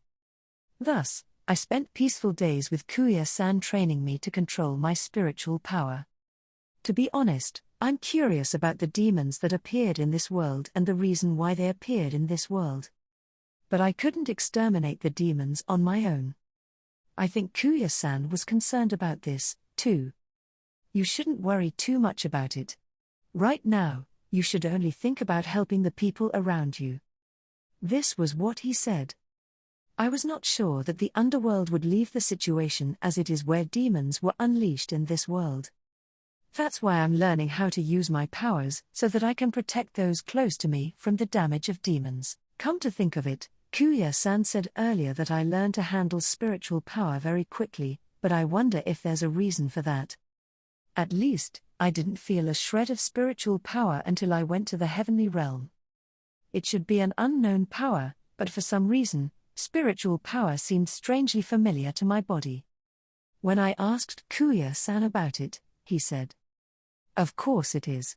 You have never been able to recognize it, and you have never had to use it, but it has always been there with you. Once you are aware of its existence, you will be able to use it just like breathing, without having to be particularly conscious of it. So it seems. As a result, I am now able to release my spiritual power out of my body and use it with my weapons to some extent, so I should be able to deal with demons when they appear." I was spending a reasonably fulfilling day in this way, and after finishing school today, I was about to go home. Is Yuuya Tenjou-kun here? Suddenly, the classroom door opened vigorously, and there stood a male student. The boy had a somewhat confident expression on his face, and wore such an atmosphere that attracted attention unintentionally. However, when I was surprised by the sudden appearance of a complete stranger, Sawada-sensei, who was still in the classroom, held her temples. "Hey, Kitraku! What are you doing here? And don't open the door so aggressively, it's dangerous." Sawada-sensei, who would normally be on the side of the students, looked tired in front of the student who suddenly appeared. "I mean, that guy called me, right? No, did I mishear it?" While I was puzzled by the feeling of being called by a strange male student, that student laughed at Sawada-sensei's words. "Ha ha ha ha ha. That was rude of me. I just got carried away. As I said before, the reason I came here was because I wanted to talk to Yuuya Tenjou-kun." "To Tenjou?" I knew it wasn't a mistake to have my name called, and Sawada-sensei turned his gaze toward me with a dubious expression on her face. The boy followed her gaze, and when he finally spotted me, his eyes lit up. "Oh, there you are. You must be Yuuya Tenjou-kun." "Why, yes." The student took my hand as soon as he came in front of me. "I'm always grateful for what you do for us. I always look forward to seeing what you do." Who are you?" I asked, and the boy's eyes widened for a moment. Oh, I see. You are a transfer student, aren't you? I'm Su Kitraku. I'm the student council president of this Odysee Academy." I didn't expect him to be the student council president and was surprised to hear him say that. Well, come to think of it, I haven't seen the student council president since I came to this school. I had seen the other student council members, including Kaori, greeting each other at athletic and school festivals and other events, but I had never seen the student council president. I hadn't been particularly concerned about that until now. Well, I've done so many things that I've been on the teacher's radar. They won't let me stand in front of everyone anymore. What did you do to deserve that? No wonder I'd never seen or heard the student council president address the class. I was surprised at the situation, which was unbecoming of a student council president, but the person in question did not seem bothered by it and laughed boldly. Seeing the student council president like that, Sawada-sensei let out a tired sigh. "It's not a laughing matter. It's true that all the events you've been involved in have been successful, but you certainly can't take it lightly with the effort that went into them. That's why the other teachers are stopping you. If you would just think a little more about what you're doing, you'd be able to act as a normal student council president, you know? I won't be such a boring student council president." "Do as you please." Apparently, this student council president is quite a unique person. "So, Kitraku, I have a very bad feeling about this. What's your business with Tenjou?" "Oh, that's right." The student council president Kitraku, who remembered his purpose thanks to Sawada-sensei's words, said to me with his chest puffed out. "Yuuya Tenjou-kun, I would like you to raise the school idols of our school." "Yes." I couldn't help but ask back at the unexpected words of the student council president. The other classmates who were listening around the room were also darting their eyes at the student council president's words. However, only one person, the student council president, alone was convinced and took my hand. "Oh, you'll take care of it. Then let's start talking about the details." Wait a minute. I didn't say I'd take on the job." Didn't you just say yes?" I was asking back. It should not have looked like I agreed to it by any stretch of the imagination, but apparently, the student council president didn't think so. That's strange. Is it possible for there to be such a difference in perception? Then the student council president let go of my hand and tilted his head. That I was mistaken. But what do you want to ask back?" "No, I want to hear it all back from the beginning. As well as the school idol, and I'm the one who will raise it, and I don't understand the situation from what it's all about. Sawada-sensei, who had been quietly watching what was going on, let out a sigh. Hey, Kitraku. Are you trying to start something weird again? What do you mean by strange? I'm just proposing a means to spread the word about how wonderful this academy is. This direction is too crazy. Everyone in the class, not just me, nodded in agreement with Sawada-sensei's words. Then Luna, who was getting ready to leave as well, asked in a whisper. I don't know what it is, but what is this school idol thing that guy was talking about? To be honest, I don't know how to explain it. I am not very familiar with those things as well. Shingo-kun, perhaps sensing my concern, appeared out of nowhere. Luna-san. Oh. Where did you come from? That's not the point. School idol is. Shingo-kun's explanation, which was even more enthusiastic than usual, helped not only Luna but also me to understand the school idol thing somewhat. I see. So, there is such a culture in this world. And when it comes to a position of gaining popularity among the people, it may be similar to that of a saint or a hero, like my. Luna was a little overwhelmed but seemed to understand the concept of idols by matching it with her own knowledge. Ah, Kitraku-senpai. I've been looking for you. Kaori? While everyone in the surroundings was buzzing at the student council president's surprising statement, another two people came to this class. One is Kaori, and the other is a female student whom I have seen greeting at an event. So, this person must also be a student council member. Then, the girl and Kaori came straight to the student council president. Senpai. I thought I couldn't find you. But what are you doing without telling us? No, I think momentum is important in everything. Please put yourself in the shoes of those who have to deal with it. The student council president didn't seem to respond at all but simply laughed cheerfully. What amazing mental fortitude. The student council president then stopped the female student with his hand. Well, calm down. I'm just trying to persuade Tenjou-kun, even if you put it that way. Yuuya-san, you're having trouble because he's talking too much all of a sudden, aren't you? I guess so. Thanks to Kaori's words, I managed to nod my head, albeit a little hesitantly. I don't even know what made you decide to start that school idol project, but what I'm most curious about is why you consulted me about it. That reminds me, I didn't tell you about that, did I? Senpai. You should explain it to him if you want to get him involved.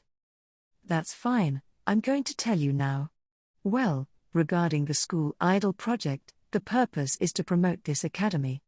The other day, the school festival showdown with Nitai Academy made me think of something. It seems that the school had a lot to think about after witnessing the publicity power of Nitai Academy during the school festival showdown. This is because Odysee Academy only conducted its publicity as it had in previous years, while Nitai Academy, on the contrary, advertised through all kinds of media, including TV and the internet. I think the current Odysee Academy is attractive enough, but I think we can create a different atmosphere by introducing a new approach here and there. As part of that, I decided to start the school idol project. And that's why I chose you to be in charge of the project, because, frankly speaking, you make a good impression on the teachers. You're so frank. I was surprised to hear him say that so openly. But I don't think I have a good reputation among the teachers. That's not true, you know. Hey, Sawada-sensei. I didn't want to say it in front of Kitraku, but it's right. It's because you are active in all the ball games, the athletic festival, and the school festival, and on top of that, you don't go out of control like this Kitraku. In that sense, the teachers think very highly of you. So that's how it is. As you can hear, I've gone a little overboard, and the teachers are watching me closely. I thought it would be a good idea to appoint you, who has a good reputation among the teachers, to be in charge of this project. You're really frank, aren't you? As was the case earlier, the student council president seems to say what he thinks too much, but I guess that's also his charm. Now, I've explained all this to you. Tenjou-kun, would you be willing to take on this project? I was about to decline the offer since I still didn't know what exactly I was going to do, and more importantly, I didn't know if I could be of any use to them. Hey, Luna. You have the nerve to keep me waiting. Bored. I couldn't wait any longer. I forgot about Lexia and Yuti. Lexia-san and Yuti couldn't wait any longer and even came to this class in the high school. Although Lexia-san came to this world as an exchange student, she is still royalty, and no matter how safe the environment in Japan is, there is no guarantee that something dangerous will not happen to her. That said, there have been incidents related to demons recently. So, although we were in different grades, we would meet up and go home together every time. Since we were going home from the same place and, more importantly, we were not involved in any club activities, it was easy for us to meet up. Lexia-san and Yuri were already at the meeting place as usual, but when we didn't show up no matter how long they waited, they came to pick us up. Then, seeing Lexia-san and Yuti, the student council president's eyes lit up. You? Me? Yes, it's you. That overflowing aura. Why don't you become a school idol of our school? Senpai? The student council president, as soon as he saw Lexia-san, started scouting for her to become a school idol. The female student council members rushed to stop him, but the student council president wouldn't stop. You have talent as a school idol. I really want you to show off that talent. It's too sudden, I don't know what's happening. The student council president began his presentation as if he had been waiting for Lexia-san, who was puzzled. At first, Lexia-san seemed to be in doubt, but her expression changed as she gradually listened to what he had to say. Then, I don't really understand it yet, but it sounds interesting. And besides, Yuuya-sama is going to take care of me, right? I'll definitely do it. I'm not really. Won't Yuuya-sama help me with this? Lexia-san looked at me with a sad expression on her face. When I couldn't speak at the sight of her, Lexia-san continued. I wanted to experience a lot of things in this school. I see. I can't cause any trouble for Yuuya-sama. Don't worry, I just have to put up with it. So don't worry about it, Yuuya-sama. I understand. I'll help you. Yay. As soon as I unintentionally agreed, Lexia-san's sad expression changed, and she smiled happily. I was a little confused, but the fact was that Lexia-san would like to experience many things in this world, and it's not good to make her sit on the sideline. Then it's just a matter of me doing my best. I don't even know what I'm going to do. So I don't even know if I can do it. Then Lexia-san looked at Luna. Of course, you're going to do it too, aren't you, Luna? Me too? Sure, you have an aura as good as hers. You're hired too. I haven't said I'll do it yet. When Luna mentioned this, Lexia-san smiled somewhat meaningfully. Really? If Luna doesn't want to do it, I won't force you to do it, you know? But in return, I'll ask Yuuya-sama to take care of me. What? Exclamation mark. Luna's eyes widened at Lexia-san's words, but at the same time, she felt a reaction from some of the people around her who were watching what was happening. Luna didn't want to do it. Sorry. I see. It's unfortunate, but it can't be helped. Then. Do it. I'll do it too. Luna. I was surprised because I didn't expect Luna to join too, and she muttered something with a determined look on her face. I can't fall behind Lexia here. Foo. That's my Luna. So, what about you, Yuti? When it was decided that Luna was going to participate, Lexia-san smiled happily and approached Yuti, who had seemed unconcerned until now. Question. What good will it do to be an idol? You will be taken care of by Yuuya-sama. Exclamation mark. No, I don't think that's a good thing. Agreed. Then I'll do it. You'll do it? I mean, as for Yuti, I feel like I'm always taking care of her. I was surprised that even Yuti would be willing to participate. I thought Yuti wasn't interested in this kind of thing. Ho ho ho ho. Well, it was a bit haphazard, but we've already got 3 participants. Ha ha ha ha. What's really going on here? At the student council president's words, the female student council member let out a tired sigh. Despite her, the student council president looked around the class. For now, I think 3 is fine. But it's worth the effort. Is anyone in this class interested in becoming a school idol? We will probably put out a call for applications to the entire school later, but we'd appreciate it if you could come forward here. The whole class was abuzz at the student council president's call for applications. How about you? It sounds kind of fun, but I'm not sure I'd feel comfortable lining up with those 3. What about the boys? I'm curious, but then there's Yuuya, the absolute idol. As I expected, it was too sudden, and although everyone discussed it, no one in particular seemed to come forward. The student council president, who took notice of the situation, nodded his head once. Phew. Well, it was very sudden, after all. For the time being, it's just these 3. It was the moment when the student council president was about to close the recruitment process. To my surprise, Cade raised her hand, looking a little embarrassed. That school idol thing? Can I participate, too? Then, following Cade's lead, Merle raised her hand as well. I have little basis for judgment and was going to wait and see what would happen. This would be a great experience, and I would like to be a part of it. Oh, 2 more participants. That's great. I hope you will contribute to our school as a school idol. Since there were no additional applicants other than Cade and Merle, it was decided that Lexia-san, Luna, Yuti, Cade, and Merle would become the school idols.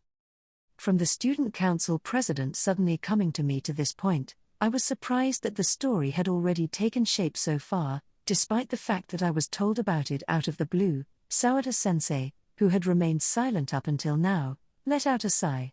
I didn't stop you because I thought it would be a futile attempt, but it's still going as smoothly as ever. How can this guy's ideas go so smoothly? Don't just say it's useless to try. I was hoping you'd stop him. Nekata, that's impossible. This guy won't stop at anything. Or rather, he never listens to people in the first place. How can he be the student council president if he's like that? I guess it's another one of those qualities that make him a leader. The female student council members who came with Kaori also let out a tired sigh along with Sawada-sensei. What can I say? Good luck. Nevertheless, I've also been determined to be in charge of the school idol project without knowing the reason why. What am I going to do now? While I had such anxieties, Kaori approached me. Yuuya-san. I'm sorry. You got caught up in our circumstances. No, that's fine, but it looks like Kaori is having a hard time too. Well. But it's more fun than just trouble. Kaori was smiling bitterly, but she probably meant what she said. The fact is, the conversation was carried out quite forcefully, but I guess this student council president Kitraku has the ability to make everyone around him smile. But I wonder if I'm up to the task. I don't even know what I'm going to do yet. Don't worry. I'm sure Yuuya-san will do well. Really? Yes, if only I didn't have to work for the student council, I would be joining Lexia-san and the others. It's nothing. As we had this exchange, the student council president was thinking about something with a serious expression on his face. Since we have gathered so many attractive people, we have to put more effort into other parts of the school so as not to waste the charm of these girls. First of all, the music is right. Let's ask that popular artist Konade Yutamori-san. We've already made a connection at the school festival. We also have to think about costumes and... You have a lot to think about, Nekata-kun.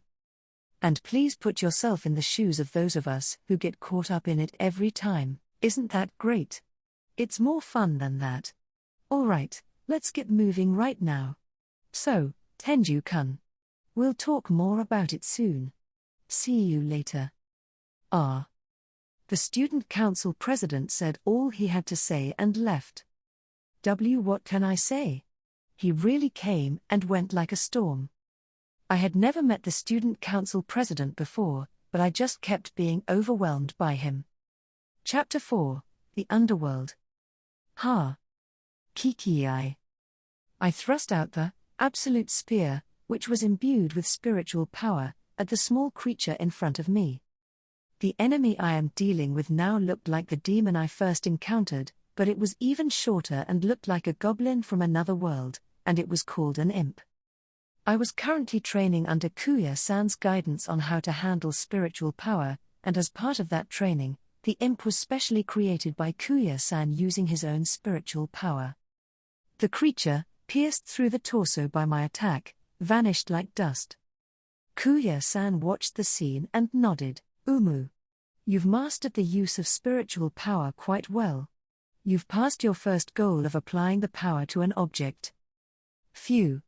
Thank you very much. I let out a sigh of relief when I managed to get a pass from Kuya-san. Then, Uma-san, who had been watching my training, had a curious look on his face. The more I look at it, the stranger the power is. I've never seen anything like it before. Moreover, unlike evil, it is not a negative power, but I didn't know a power with such a dense sense of death existed. So even Uma-san is not familiar with this power. By the way, is it possible to acquire this spiritual power after birth? When I asked Kuya-san what was suddenly on my mind, he shook his head. It would be difficult. As I have explained, spiritual power. In other words, the power of spirits is a power that should be avoided by the living. The degree of defilement by death is much stronger. Therefore, it is necessary to have a body that can originally store spiritual power. If you are born with a small amount of spiritual power, it is possible to increase it. Well, one thing I was wondering is that if you don't have the power originally, it is difficult to acquire it later, isn't it? Then why did I, or Kuya-san, for that matter, have the spiritual power in our bodies? It's simple. It means that our ancestors had demons' blood running through their veins. Huh? I was not expecting that, and my eyes widened. I explained that demons are souls that have somehow escaped from the underworld and have been transformed. In the days even before I was born, the boundary between the underworld and this world was less defined than it is now. Therefore, demons sometimes traverse into this world. Such a time was. At that time, some people were forcibly attacked by demons and became pregnant with demon children, while others genuinely fell in love with demons and had children born with both human and demon blood. Such was the case with our ancestors, and as a result, the blood of demons flowed through the Tenjou family. I see. So, it is almost impossible for a living person to acquire the power of a demon. There is nothing to do but to give up. Woof. Uma-san seemed to be interested in the spiritual power, and he was not so amused when he heard that he couldn't acquire it. In the same way, Knight had hoped to acquire spiritual power, but he seems disappointed that this possibility has vanished. It is impossible for you guys to acquire the spiritual power, but there is a way for Yuuya to raise his own spiritual power. Well, it's not a method I recommend, but it's a method of forcing another person's spiritual power to dwell in your body. Dwell? Yes. It would be similar to when you took that strange power inside of you. This guy, is he aware of my existence? Kuro was surprised by Kuya-san's words, as he didn't expect that he would in this discussion. It was the same for me. I had not explained Kuro to Kuya-san, but he easily saw it right through. Don't be so surprised, okay? I can detect the presence of power just as you can. I can also tell you how you obtained that power. If Yuuya can sharpen your sense of power, you will be able to do it. I see. I know this is a bit off topic, but it seems that Yuuya has taken on this power and put it in your body, right? In the same way, you can increase your own power by absorbing the power of another. Can you do that to any demon? Well, you can, but as I said at the beginning, I don't recommend it. What's more, you can't just absorb the power of one demon after another. In other words, it is the same as receiving the stain of death into yourself. Moreover, most of the demons that you have encountered are those that have been tainted with evil, even in the underworld, and even their souls are tainted with malice. You and I have demon blood in our veins, so our bodies are accustomed to the power of demons, but if one suddenly accepts such power, it will have an adverse effect on them as well. I see. The safest way to increase your power is to use up all the power stored in your body. Even if a person who has spiritual power in their body uses up that power, they will recover little by little. And with each recovery, the amount of spiritual power stored in the body increases, albeit only slightly. Yuuya and I have a lot of power, so it is difficult for us to consume it, but this is the safest and most reliable way to do so. Everything is best done steadily. It's true, I've seen firsthand how sudden gains of power result only to be swept away. While I was getting a lecture from Kuya-san on the subject of spiritual power, I suddenly realized something. Come to think of it, where Alexia-san and the others? They went shopping. Lexia-san and the others didn't just come to Earth to study. By looking around the Earth, I guess there are some things that can benefit the kingdom of Arcelia.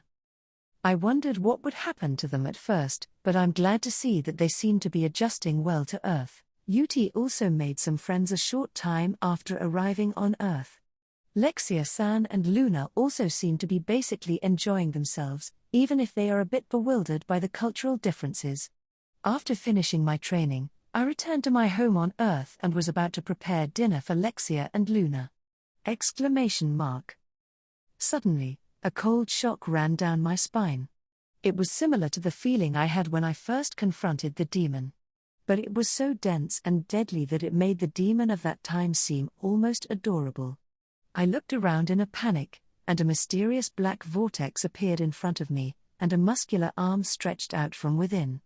And following the arm, it appeared, looking at first glance like a bloody ogre from another world. Moreover, not only one but several of them appeared in succession.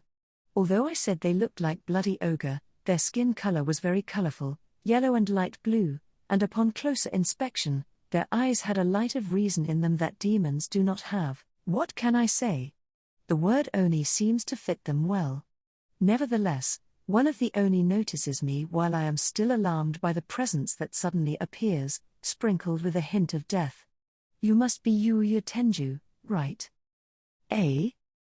How did you know about me? I was surprised that he spoke the human language, clearly different from bloody ogre, who is, after all, a monster, but I was even more surprised by the content of his speech. The Oni continued indifferently to me. Reimei-sama wants to see you. Follow me. Reimei? I asked back unintentionally, and at that moment, the presence of the Oni suddenly changed to something disturbing. You. How dare you call out to Reimei-sama with such disrespect? I didn't mean to call. It looks like we need to give you an education before we send you to Reimei-sama. The Oni approached me, clicking their arms. The next moment, a yellow demon suddenly struck me. Ku. I quickly jumped back and deployed my magic armor and also activated my holy evil creation. In any case, in order to get them to calm down and listen to me, I have to fight back first. Since we were inside the house, I hit the Oni without exerting too much force, but it didn't look as if he had sustained any damage. Is this with spiritual power? It's no use. People like you can't even hurt us. You should be beaten down quietly. Humph. Gah. What? I immediately realized that I needed to use my spiritual power, so I spread my spiritual power throughout my body and once again kicked at the Oni's torso. It seemed that the opponent thought that I could not handle the spiritual power and did not even defend himself properly, so my kick connected with him, and the yellow Oni went down on his knees, holding his stomach. Seeing this, the other Oni were alarmed and, at the same time, enraged. You know your place, human. Ku. The other two were in a rage as well as alarmed. Take this. Oh, no. Having a punch thrown into my bosom in an instant, I can't avoid the Oni's attack, the moment I'm ready to take the attack. What are you doing? Wa? Ah, Ikaku-sama. Ha. It seems that the information was not well received. Suddenly, someone quietly caught the Oni's fist that was unleashed on me. He was a blue-skinned Oni, but he was far more rational than the other Oni, and above all, I was horrified by the calmness of the spiritual power overflowing from his body. The reason for this is that the Oni I had been fighting up to this point had attacked me while releasing, rather than restraining, their spiritual power.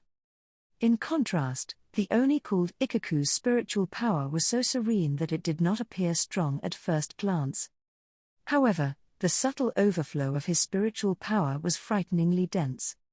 Surprised by the sudden intruder, I heard Kuya-san's voice from behind me. Phew. You suddenly started fighting, so I hurried to protect this house with my spiritual power. But I'm tired. Oh. Sorry. It seems that Kuya-san tried to break into the fight against the Oni, but rather than that, he divided his efforts so that this house would not be destroyed. It's okay. In fact, it would have been better if it had been stopped earlier. I didn't expect the Oni, messengers of Reime-sama, to come.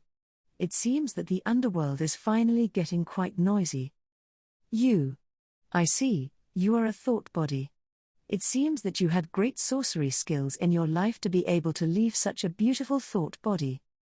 The blue Oni was surprised at Kuya-san's appearance, but Kuya-san shook his head. Please stop. I'm not that big of a deal. More importantly, are you looking for Yuuya over there? Oh, yes, I was. I am one of Reime-sama's messengers. I am sure you have heard from these Onis, but our lord, Reime-sama, has summoned you. So I sent these Oni to pick you up. It seems that there has been some rough treatment on our part. I am very sorry. Ikaku-san bowed his head without hesitation as he said this. Oh, please raise your head. I'm not particularly hurt, and I'm fine. More importantly, why is it that I am being called by the one called Reime-sama? I was surprised to be suddenly attacked by these Onis, but that was still fine. More than that, I couldn't understand why Reime-sama, the supposed master of these Onis, was calling me all of a sudden. Regarding that, I would like you to hear from Reime-sama herself. I would like for you to come to the underworld and talk with her. You underworld? An underworld is a place where the dead go, right? I'm invited to a place like that, and I'm still alive. Is that okay? I'm not going to die from this, am I? Perhaps my concern was conveyed, Ikaku-san continued. You must be worried if you are suddenly told to go to the underworld. However, if it is Yuuya-sama, you seem to have spiritual power in your body, and more than anything else, you are invited by Reime-sama. There is no need to worry about that sort of thing. I see. But unfortunately, only Yuuya-sama has been invited, and I can't take everyone over there with us. Woof. Bui? What did you say? Even if we were to head to the underworld, I had assumed that Knight and the others would be able to go with us, and my eyes widened involuntarily. I know you may disagree, but it's something that can't be helped. As you all know, the underworld is the land of the dead. The land of the dead is permeated with the stain of death. In order to spend time there, you must have spiritual power. If that's the reason, then what about Kuya-san? I think he is much more skilled in the use of spiritual powers than I am. I introduced him as such, and Kuya-san shook his head. No, it is impossible. Even though I have spiritual power, I am originally just a thought that I left behind in that scroll before I died. Therefore, my true body exists in the underworld. So, I can't follow you now. No way. Don't worry. I can still exchange memories with my body, and my body in the underworld will know about Yuuya. I'm sure my body will serve you well when you go to the underworld. I understand that you are confused by the suddenness of the situation. But I really want Yuuya-sama to come to the underworld. Please, can you help us? After saying this, Ikaku-san bowed his head again. Then, as if to help Ikaku-san, Kuya-san also asked me for help. Sorry, Yuuya. If you can, will you lend them a hand? These only serve the Lord of the Underworld, Reime-sama. This one, in particular, can be called the right hand of Reime-sama. The fact that they came directly to this place must mean that something terrible is happening in the underworld. That's why. To be honest, I am still puzzled. Nevertheless, I cannot just sit back and be silent after being bowed down to. I understand. I don't know what I can do, but please take me to that Reime-sama. Thank you very much. Ikaku-san snapped his fingers as he said this. At that moment, a black vortex appeared in front of him, same as the one the Oni had first crawled out of. This way, then. So I'm off to the underworld. I don't know what will happen, but please keep watch at home. Woof. Woof, woof. Buoy. P. Well, if you're the only one who can go, then so be it. I'll take care of the house for a while. Knight and the others raised their hands as if to say, leave it to me, and Uma-san turned away and said so. I'm sorry, Yuuya. Please take care of it. Yes. When Kuya-san said this to me for the last time, I stepped into the vortex. Around the time Yuuya was heading to the underworld. At Uzai Academy, the student council president, Kitraku, was finally moving forward with the school idol project. Now, the most important idol candidates and Yuuya-kun have been secured. Huh. You're really going to go ahead with it now that you've come this far, but what's next? Right. After all, when it comes to idols, the stage is important, isn't it? Well, that's right. But I don't have the know-how for that. Even if you say it so refreshingly. Then what are you going to do about it? In response to Nekata's question, Kitraku smiled. As a matter of fact, I'm going to ask for help from Star Productions, which has connections with our academy. The company that Kitraku mentioned is a leading entertainment agency to which Miyu and Konade belong, and it has been involved with Uzai Academy in many events, such as ball games and school festivals. Besides having a large number of entertainers, they also have Konade, whom we invited to the school festival. The direction of the idol project is different, but the setting of the stage is the same. I see. Besides, I already have their contact information. When did you get that? The teachers had forcibly pulled him off the stage, but behind their backs, Kitraku had been able to get a hold of a variety of contacts. I'll have to get in touch with them right away. Oh, hey. Before Nekata could stop him, Kitraku was already on the move. After successfully making an appointment, he visited the agency once again. I see. So that's why you came to us. That's an impressive plan. The president of the company smiled amusedly in front of Kitraku, who visited the office, while employee Karasawa had an indescribable expression on her face. So, what do you think? Can you help us? As for me, it's an interesting project, and I'd be happy to help you, but... President. If you decide so easily. When Karasawa was about to say so, the president restrained her with her hand. Of course, it's not so easy for us to decide just like that. We have our own work to do, and more importantly, we don't know how much it will benefit us because there is no precedent. With the company on her shoulders, the president could not proceed just because it looked interesting. However, Kitraku already had a card in his hand to persuade the president. Certainly, it is a new venture, and there is no doubt that there are many uncertainties. But I am already convinced that this attempt will be a success. Huh? Why is that? Since you have already been to our school, you have seen our students, and there are many very attractive students at Odysee Academy. That's true.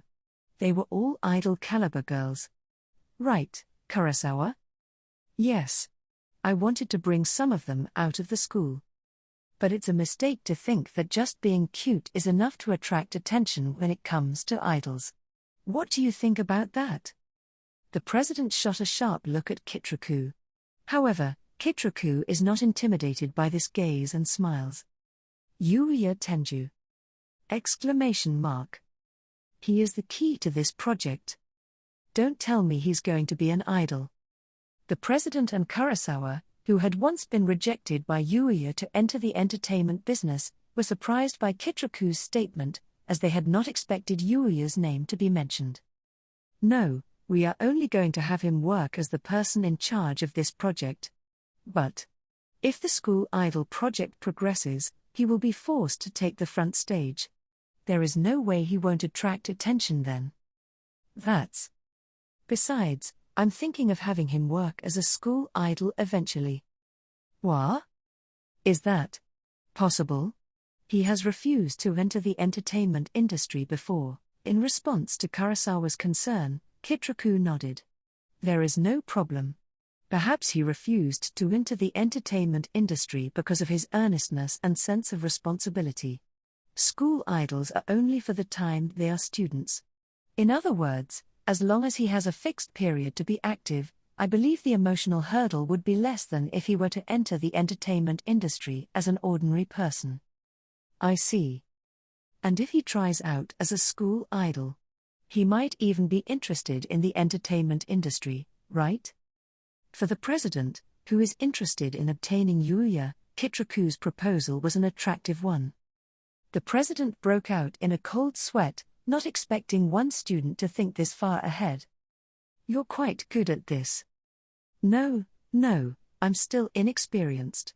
So, will you cooperate with us? Thus, it was decided that Star Productions would fully cooperate with the school idol project of the Odysee Academy. This place?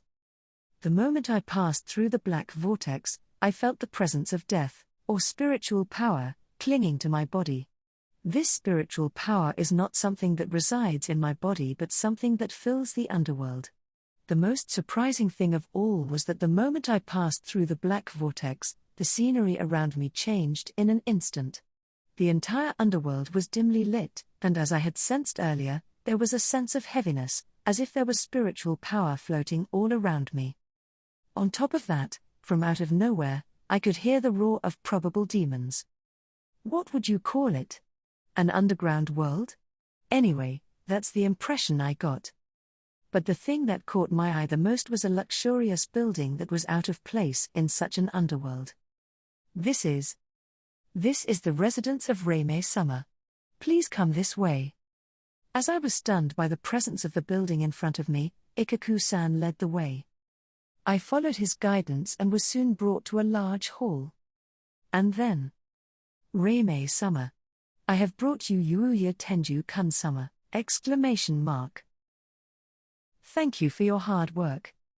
A quiet but dignified voice echoed through the hall. The only thing is, just by hearing the voice, you naturally feel such power that you want to kneel down on the spot. To think that someone could have this kind of power.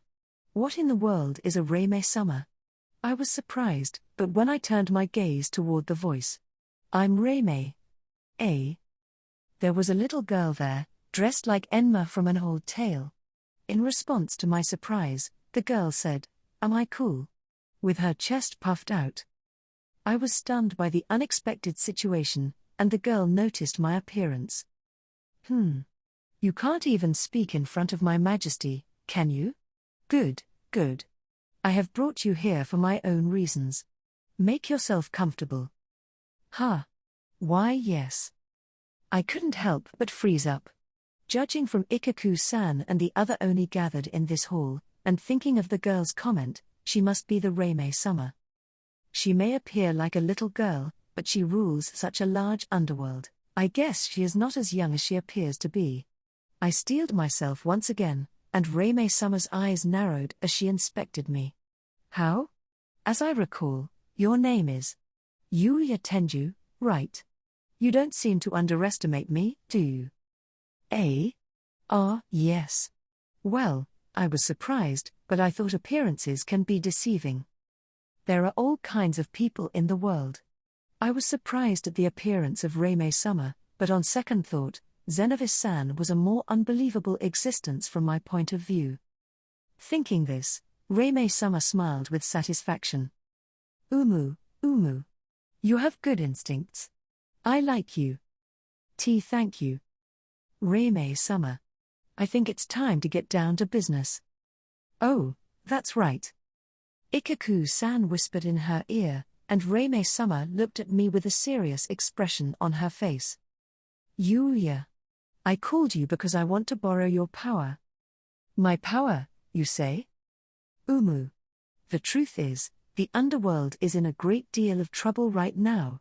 As you may already know, demons from the underworld have escaped into your world. The reason for this is that the boundary between the underworld and your world has temporarily disappeared. According to Reime-sama, the underworld is a land of the dead, and originally, a boundary line was drawn by her power to prevent the beings of my world from wandering into the underworld. However, with the disappearance of that boundary and the disappearance of the seal that imprisoned demons within the underworld, some demons have escaped into the present world. I wondered why that boundary had suddenly disappeared. The reason for the disappearance of the boundary line is because of the false god you defeated. I was surprised to learn that it was caused by a being that I had not expected. As you know, the false gods have the power to annihilate everything they touch with their hands. This power does not change even when only the soul remains. As a result, when the soul of the false god arrived in the underworld, it annihilated all the boundaries it touched with its hands. No way. So, I really need your help. With my power. Well, what can I do? When I asked this, Reime-sama's face took on a somewhat sad expression. You have to seal a certain being. A certain being? Yes. She is called Miko. She is a being born in the underworld. I tilted my head when I heard that explanation. In the underworld? This is the world where the dead end up, isn't it? And yet, how can something be born in this world? No, perhaps both the demons and Reime-sama are beings born in this world? Then, Reime-sama seemed to read my thoughts like that and continued speaking. I understand what you are thinking. This underworld is indeed the land of the dead. Something is not born anew. The demons here were originally different beings, and they became demons because they have lived in the underworld for so many years. Then, what exactly is this Miko? Miko is a being born from the crystallization of all the evil intentions of the demons in the underworld. When I heard those words, what came to my mind was the existence of evil in the different world. That, too, was born from the crystallization of the malice that arose in the other world of Arjuna. Does that mean that this Miko is the same kind of being? That's what I thought. I've been researching, and it seems that there is a similar existence in a certain world. But it is nothing compared to that. The one you know of is called evil, I believe. It is a being with a will, a being in which the malice of the world is actualized. On the other hand, Miko is the crystallization of the malice of the ultimate sinners imprisoned in the lowest levels of the underworld. How many years do you think it took for the souls of the dead sinners to drift down to this underworld? The negative power of a single world is not enough to bring about the quality and quantity of the souls of the deadly sinners. I couldn't help but be struck by Reime-sama's words. I can't believe that even Avis, the god of destruction with that mighty power, or the most powerful evil in the past with Xenovis-san, are no match for Miko. How can I fight against such a being? It's impossible for you right now. Above all, it is said that you have only just awakened your powers. You haven't even mastered the art of sealing with your spiritual power yet, have you? Then how? Ikaku. Bring those people here. I asked, and Reime-sama called out to Ikaku-san. You will need to seal Miko by your own hand, but I will not spare you any assistance in getting there. In other words, you will have to do a little training here. Training? Yes. We have a master for that. We are here. I'm looking forward to working with you. Oh. You must be Yuuya. I've heard so much about you from myself in the present world. Exclamation mark. Reime-sama's words were interrupted by 3 voices. When I turned my gaze in the direction of the voices, I saw an old man wearing a tattered cloth, a woman with a beaming smile, and Kuya-san, whom I had left on Earth. For a moment, I was surprised to see Kuya-san there, but the Kuya-san on Earth is a thought body sealed in a scroll, not the main body. In other words, Kuya-san here must be the main body. The old man's clothes were in tatters, but he did not look dirty. This is probably due to the atmosphere that the old man exudes. His back is not bent, and he even looks somewhat graceful. And the woman wears a gentle air, and I feel my heart naturally relax. Are these the people who will be my mentors in the underworld? I can say that this is definitely the first time I've met the woman, but I had a strange feeling when I saw the old man. I did not feel as if I was meeting this old man for the first time. I was puzzled, but the old man smiled kindly. It's been a long time, Yuuya. Eh? It's been a long time? That means we definitely haven't met for the first time. Then this person is? Then the old man saw me puzzled and gave a wry smile. I see. This is the first time you've seen me at this age. Then the old man looked straight at me again. I am Xenovis. Yuuya, it's nice to see you again. Eh? I froze at the old man's words. Xenovis. That was the name of the sage who had changed everything in my life. And if I look closely at the old man in front of me, I can see the face of Xenovis-san. In other words, this man is My exclamation echoed through the underworld. Chapter 5, Miko. I had a shocking reunion with Xenovis-san, but he was not the only mentor from the underworld. Seeing my surprise, the woman I assumed to be the other mentor deepened her smile. Ara, it's so interesting to see the newest addition to Yuti-chan's family. Yuti? I didn't expect her name to come up here, and I was surprised. Then, the woman continued with a gentle smile on her face. I am Yuti-chan's master. Bow Saint Archer Arrow. Nice to meet you, Yuuya-chan. To my surprise, this woman, Archer-san, was Yuti's late master. Reime-sama laughed amusedly at my continued astonishment. Ho ho ho, that's a good reaction. Those 3 are your mentors. Well, Sage-sama and I are just helping Yuuya-chan seal Miko-chan, is that so? As I said before, Miko is the crystallization of the malice of all the great sinners imprisoned in the underworld. Even the slightest overflow of its power can create all kinds of evil beings in its surroundings. That's why I've asked Archer and the others there to take care of it. Evil beings are different from demons, aren't they? No, it is not. They can't be defeated without the same kind of spiritual power as demons do, but in their essence, the malice that overflowed from the body of Miko has transformed into a different form and started to move. Since it is originally malevolent, once it is unleashed, it will attack those around it without regard. Therefore, this existence cannot be left unchecked. We have obtained a power called spiritual power instead of mystical power because of our death. But with this spiritual power, it would be enough to deal with the creatures produced by Miko and the like.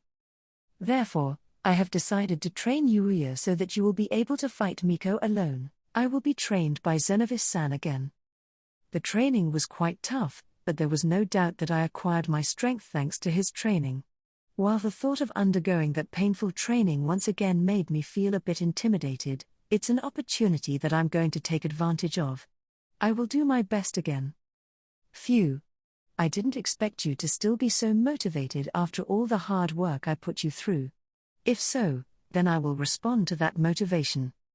Unfortunately, I personally don't have any idea about spiritual power. So I will mainly teach you how to use weapons and magic. Well then, about spiritual power. Yes. I will teach you. Kuya-san's expression showed his pride as he said this. I have heard about you from my thought body in the present world. Now that I think about it, it's amazing that he can communicate between the main body here in the underworld and the thought body he left behind on Earth. To put it another way, it's quite a feat to be able to seal one's own thought body in a scroll. With your current ability, can you fight with your body or weapons clad with your spiritual power? For the time being, in order to deal with Miko, I'm going to have you learn the art of sealing while improving your ability to use your spiritual power, so please keep that in mind. I understand. I was just about to say this when I noticed something. Huh? Come to think of it. I made a soul contract with Xenovis-san, but your memory was gone at that time, wasn't it? Then why? I am already dead now that we could meet again here. That's why I look the same as I did when I died. But being dead means that I am now only a soul. In other words, my memories have been released from my body, and I can remember Yuuya. By dying and becoming only a soul, Xenovis-san was able to remember things about me that he should have forgotten. As we were discussing things with each other in this way, Reime-sama grinned. Well, I think you've had enough of talking with your mentors. There is one last person I'd like you to meet. Someone you want me to meet? Here, come in. When I saw the person who came into this hall, I was even more shocked than when I met Xenovis-san again. Because, Yuuya, how have you been? I will not forget. How could I forget?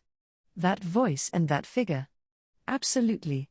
As I stood there in a daze, my grandfather, Yuuya, was in front of me. Gee, Grandpa? It's been a long time, Yuuya. I was stunned and muttered to myself. Grandpa smiled gently at me. How many times have I been saved by this smile? Grandpa was always kind to me. The appearance of the grandfather I knew very well was certainly here. Grandpa. Grandpa. I ran up to him and hugged him without worrying about the tears that were welling up in my eyes. Grandpa. Grandpa. You've become splendid, Yuuya. Yeah. I was sobbing, but Grandpa gently held me in his arms. Yes, Grandpa always soothed me like this. I thought I would never see him again. I never thought I would see him again like this. In any way, being able to see Grandpa again was the best thing that could have happened to me. Now, have you calmed down? I'm sorry. When my tears had finally subsided, and my heart had calmed down, Reime-sama called out to me. Reime-sama smiled gently at me as I felt my cheeks heat up. Don't worry about it. You must have had strong feelings for him, which is rare among humans these days. That's nice. I'd like to meet Yuti-chan, too. Archer-san, who was watching the reunion between me and my grandfather, said so enviously. I'm sorry. I wish I could have brought Yuti along. It's fine, don't worry about it, Tilda. After I died, Yuti-chan went down the wrong path once. But thanks to Yuuya-chan, she's looking straight ahead now. And that's all I need to be happy about. I see. Seeing Archer-san smiling kindly, I knew that she truly cared about Yuti. Thus, after everyone had been introduced, Reime-sama clapped her hands. All right. This concludes our conversation here. I'll immediately ask Yuuya to train hard for the sealing of Miko. I understand. Huff. Leave it to me. Oni-san will do her best, too. Fumu, for the first time in a long while, I can feel my skills as a sorcerer ringing. We each responded to Reime-sama's words. At that time, I didn't realize that Grandpa was thinking about something else. How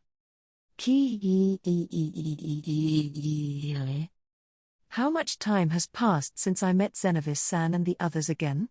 Now I was wielding the Omni Sword, clothed with my own spiritual power against the kobolds that Yuuya-san had created with his spiritual power. When I started my training in this underworld, I had no idea how long it would take to resolve this situation, and I had many things to worry about because of my life on Earth. However, the underworld had a separate flow of time from the present world, just like the heavenly realm, and on top of that, it was said that one does not age while in this place. Therefore, I don't have to worry about the time it took to train, and I had spent a considerable amount of time training here. In the beginning, I concentrated too much on manipulating my spiritual power, and when there were more than 2 kobolds to deal with, I often became careless with my handling of my spiritual power. Now, however, I am able to handle multiple kobolds while manipulating spiritual power in a natural way. Nevertheless, as I became more adept at using my spiritual power, Yuuya-san made the kobolds he produced stronger, so my training was quite painful. Yuuya, relax your body. If you keep exerting yourself so much, you will collapse soon. I understand. In addition to operating my spiritual power, Xenovis-san taught me how to handle weapons, just as I had done when I was sent to the past. However, this time I was allowed to use Omni Sword from the beginning, so this would be a big difference. You can cut anything you want to cut without having to rely on weapons anymore, so adding restrictions to your weapons now will have no effect. Xenovis-san said so, but I'm probably still relying on my weapon. I had also taught some various sorcery from Yuuya-san to seal Miko, but it was also difficult. Because of this, the only new sorcery I was learning here was the sealing technique, and I didn't have time to learn any other types of sorcery. Well, since all I needed now was the sealing technique, there would be no problem if I could learn the other arts at another time. I continued my training in this way, but then I was allowed to take a break. I'm tired. Thanks for your hard work, Yuuya-chan. Oh, thank you, Archer-san. I don't know exactly what it is, but Yuuya, you've gotten a lot stronger, haven't you? Is that so? I'm glad to hear you say so. While receiving a towel from Archer-san, I can't help but smile at my grandfather's words. Then Archer-san opened her mouth, looking a bit dazed, as she sat down next to me. Even so, Sage summer training is outrageous, isn't it? Is that so? Yes, it is. I had only known Sage Summer as a character from a fairy tale, but seeing him in person like this, I realized that all those fairy tales were true. Ha. Anyway, you have to remember that the training you're undergoing right now is quite frankly outrageous, even from my perspective as the holder of the title of Holy. I understand. However, if Yuuya-chan is that strong, Yuti-chan will be safe, and I am very grateful for that. I couldn't help but ask Archer-san, who looked somewhat sad. How did you get acquainted with Yuti? Well, when she was a baby, she was abandoned in the forest near the village where I lived. I found her by chance when I was making my rounds outside the village, so I was able to protect her. I don't know what would have happened to her if I hadn't found her then. I see. Amidst the surprise that Yuti was an abandoned child, Archer-san continued, the villagers were scared of her because she looked and sounded so out of touch with the world and because she seemed to be a seer due to her excessive insight. Besides, it wasn't a very wealthy village, and there was no one to take her. So I decided to take her in and raise her. According to Archer-san, while raising Yuti, she also taught her the art of bow saint so that she could live on her own. But even though Archer-san, who was already a bow saint at that time, was protecting the village where she lived, her power was feared, and she was kept away from the people of the village. I tried my best to help the villagers as much as I could. But the harder I tried, the more they saw me as different, and I was always alone. Villagers kept Archer-san away from them despite the fact that she protected them. I can't say anything because I think it's selfish, but maybe there was something in that village that I don't understand. But there was no doubt that Archer-san was seriously trying to reach out to the villagers. I was always alone like that, and Yuti-chan was the first family I had ever had. That's why I was so attached to her. I knew I had to let her do a lot of things on her own, but I was overprotective. When I heard Archer-san's words, I recalled the early days when Yuti first came to live at my house. Back then, she was trying to get me to do whatever she wanted. Now, she's trying hard to correct herself and is able to do a lot of things on her own. But was that all a problem with the way Archer-san had raised her? Because it can't be helped. Yuti-chan is just too cute. Isn't she? That's right. I felt pressured by Archer-san's tone that I couldn't help but nod. She nodded her head in satisfaction at my reaction. Yeah, you know what I mean, right, Yuuya-chan? That's why I can leave her in your care with peace of mind. Please continue to take good care of Yuti-chan, okay? Yes. I nodded with a serious expression on my face. It's time to resume your training. Yes. I replied to Xenovis-san's words and was about to resume my training, but at that moment. ! Suddenly, a tremendous chill swept over my body. The feeling was similar to when demons appeared at my house on Earth. But it was nothing like that. Above all, it was a sign of death or something darker and denser. I hurriedly turned my gaze in the direction of the signs and saw a pitch-black, bipedal monster standing there. It was covered in pitch black, its eyes glowing red, and its silhouette was that of a werewolf, a combination of a beast and a human being. The monster stared at us, and in the next instant, it disappeared from the scene. Where? Fu. Giai? Xenovis-san? As soon as I lost sight of the creature, it appeared in my blind spot and attacked me at an unbelievable speed. However, Xenovis-san, who had anticipated this, quickly gathered spiritual power in his hands, created a sword with it, and cut down the creature with a single sword stroke. This one is. A red Oni came running from the distance as Xenovis-san looked like he had noticed something in front of the creature he had just slain. Everyone. There's a problem. What's wrong? Miko's power has started to go out of control. ! So you're saying this is the residue from Miko's power overflowing? Yes, that's right. According to Nikaku-san's story, the monster that had just attacked us was a being created from the power of Miko.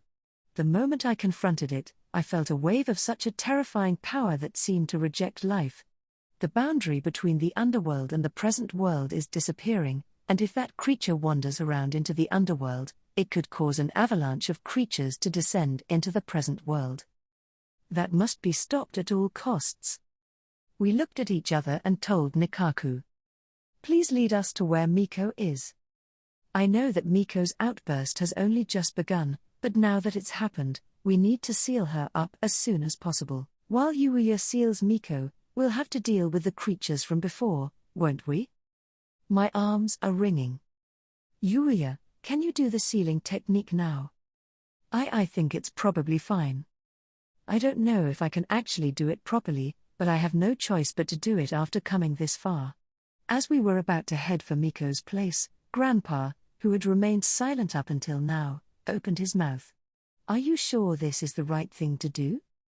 It was an unexpected word. Everyone except Grandpa was surprised by his words. Yuasuke. What do you mean by that? It means exactly what I said, Xenovis. Grandpa, who had once been in touch with Xenovis-san beyond the constraints of time and the boundaries of the two worlds, said in his usual tone. I've been stuck on it ever since I heard Reime-sama talk about it. I wondered if it was really okay to seal Miko. And now I finally understand. What are you talking about?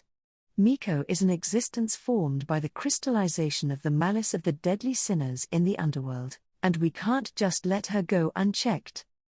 Nikaku came to his senses at Grandpa's words and said so in a panic, but Grandpa put on a serious expression and uttered one word that came as a shock to us all. Did Miko do something wrong? We knew that the creature was created by the outburst of Miko's power and that Miko herself was the culmination of the evil intentions of the dead sinners of the underworld. But has this Miko ever done anything wrong herself? This is not the time to be talking about that. Do you know how dangerous the mere appearance of the creature you just saw could be? I do know that. But is sealing Miko really the only way to stop that creature from appearing? Xenovis-san opened his mouth to answer Grandpa's question. Yuuya, I know how you feel, but we're not in that situation. If you guys are going to stand on that side, I might as well side with Miko. !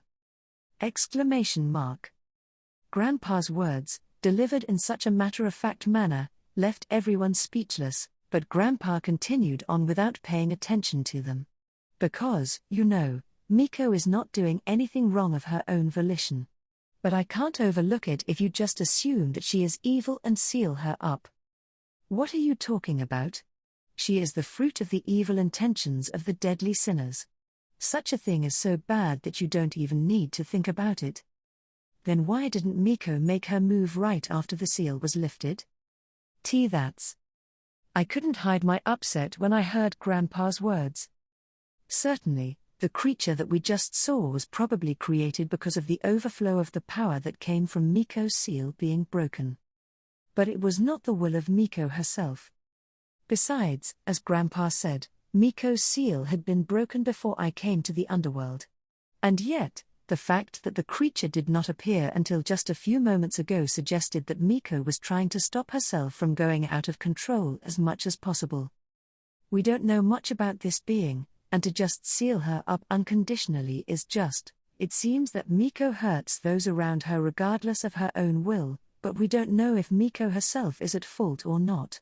It's not very nice, but I don't think she should be sealed under those circumstances. Grandpa's figure, who told us so with a resolute attitude, had not changed at all since he was still alive. While I was being pressured by his imposing attitude, Xenovis-san confronted Grandpa head-on. Do you understand?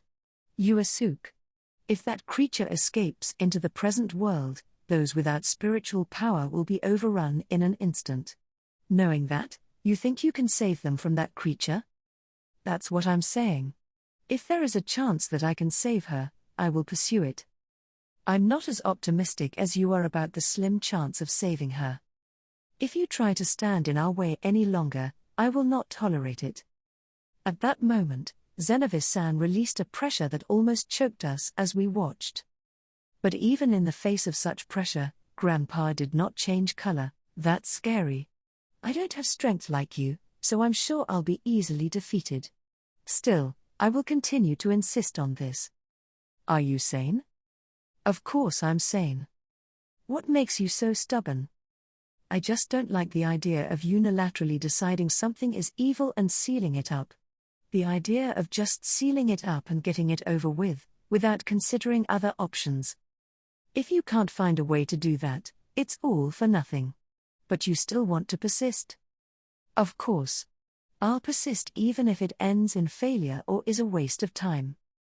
Because that would be the human thing to do, wouldn't it? ! Those words penetrated deep into the heart of Xenovis-san, who wished to die as a human being. That was why Xenovis-san's eyes widened at Grandpa's words. And then, Kukaku. Ha ha ha ha. Well, that's certainly true. Xenovis-san laughed out loud. Yes. That's right. Humans are foolish beings, to begin with.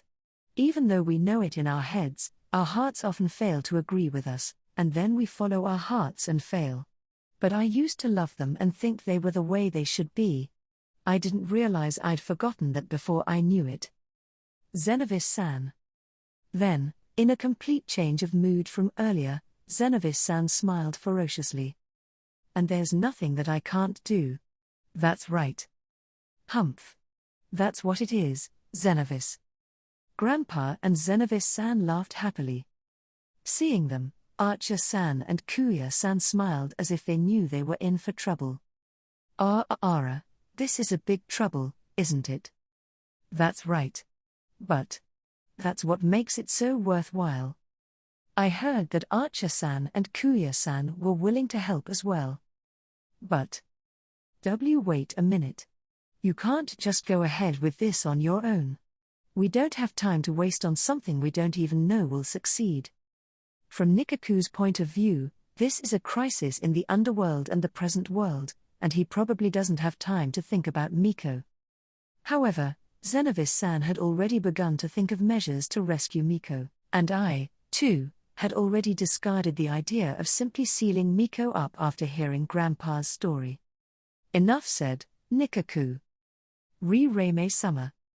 Just as we and Nikaku's arguments were reaching a crossroads, Reime-sama appeared out of nowhere. When she looked over at us, she had a sad expression on her face. I'll tell you all about it. About Miko. As you say, Miko herself has done nothing wrong. It is merely the crystallization of the malice of the deadly sinners in the underworld. Miko has no will herself, and the power that resides in her body had never been wielded by herself.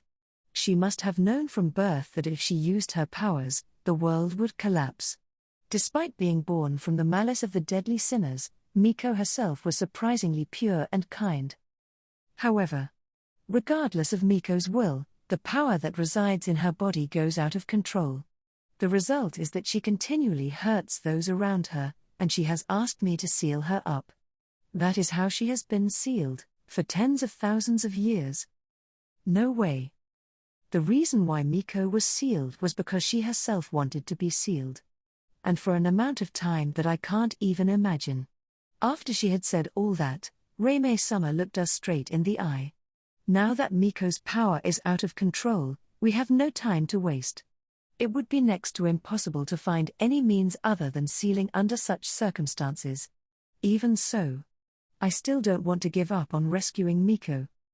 For Reime-sama, those words must have been heavier than anything else. It was not something that could be easily spoken out because it was Reime-sama who bore the burden of the underworld. Even so, Reime-sama did speak up and said that she wanted to save Miko. If that's the case, then it's decided what I'll do. Grandpa laughed gently at Reime-sama, who was about to start crying. We'll just have to dig our feet in until the end. Besides, if you see someone in trouble, we will help them, right? Grandpa, yeah, that's right. Hearing my words, Grandpa smiled happily. Reime-sama, I don't know how it will turn out, but I'll try to hold my ground and see it through to the end. Thank you. I accepted his words, and we headed off to Miko's place. While Yuuya was on his way to Miko in the underworld, Lexia and the others were shopping on Earth. After all, this world is full of all sorts of unusual things. Yes, indeed. I was amazed when I came here before, but I still can't believe it when I see it again. Unknown. I still don't know anything about it. Because Lexia, Luna, and Yuti had lived in a world where magic was natural, they couldn't help but wonder about a world without magic and without monsters like this. This world is full of machines, and they help people's lives. What's wrong? Luna looked around the city, then saw Lexia with a difficult look on her face and tilted her head.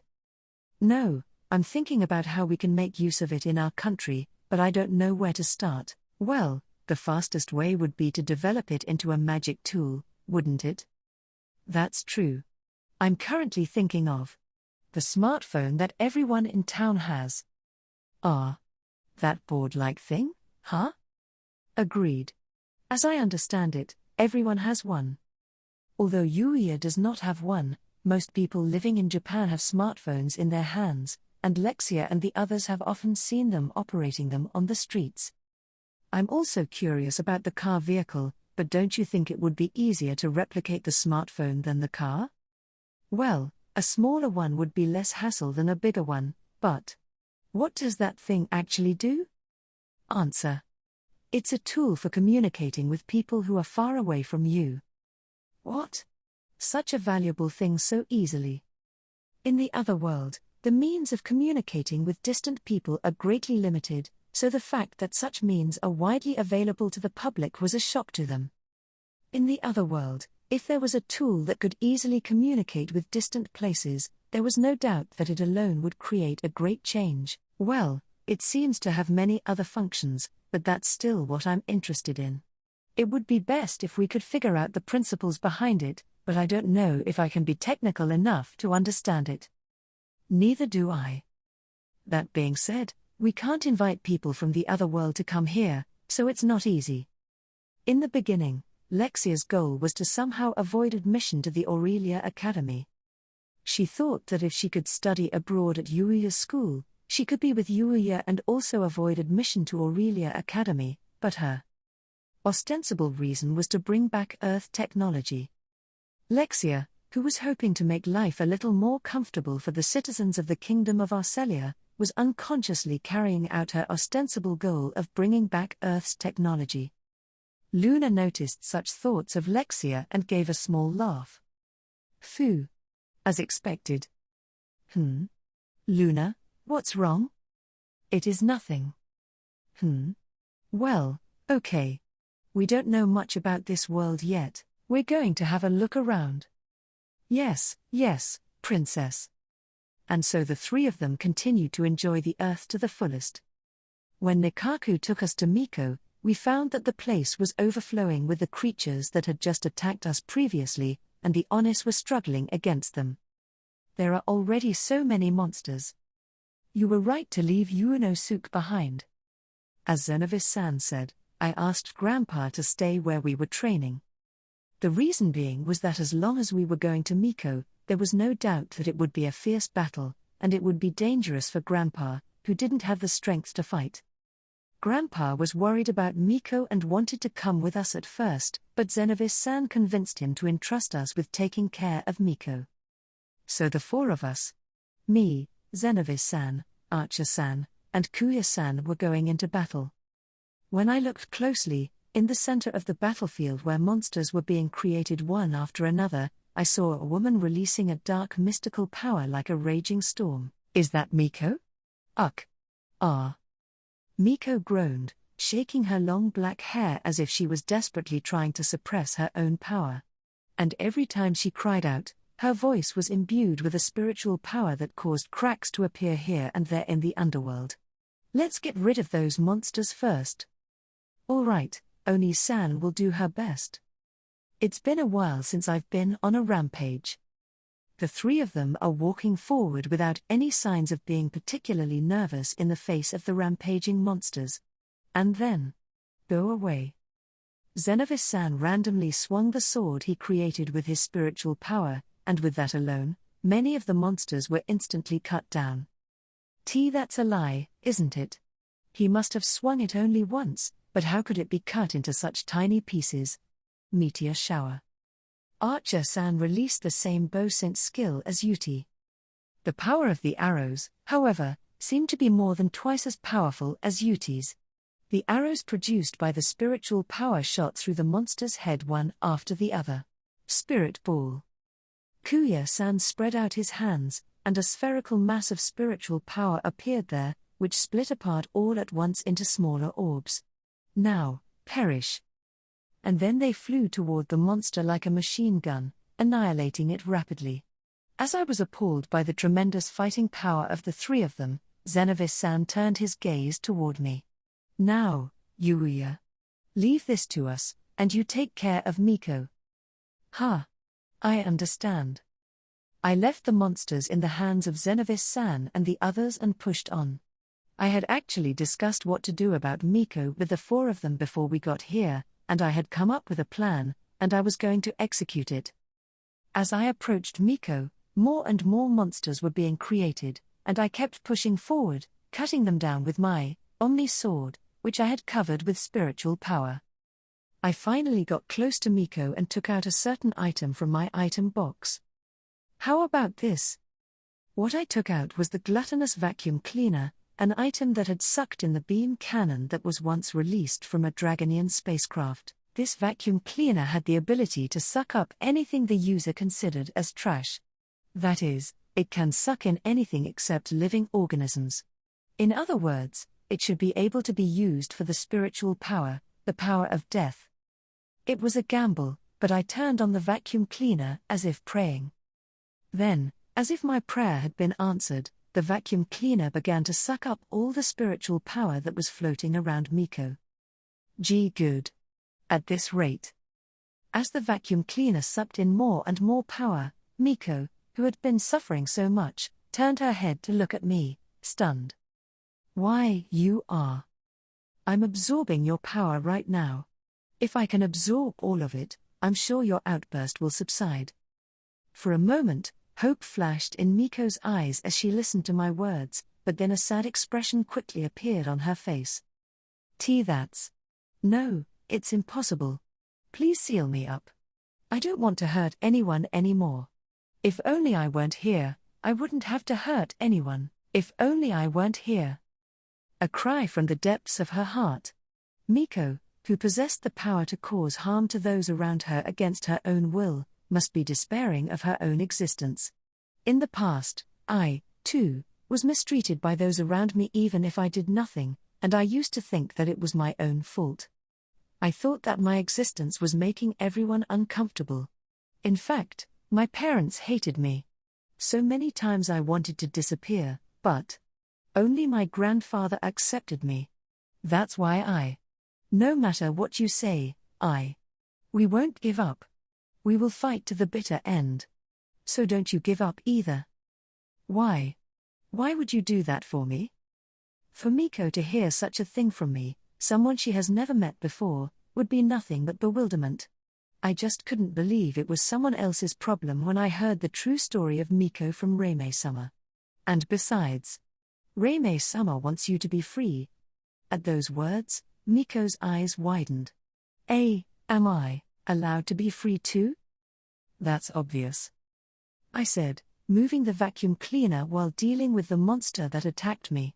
But just how much more of this spiritual power would continue to overflow? As long as the vacuum cleaner was working, I just had to keep fighting the monsters until this vacuum cleaner absorbed all the spiritual power. And if I keep going like this, I'll be able to absorb all of Miko's power. Or so I thought. No. It overflowed again. What?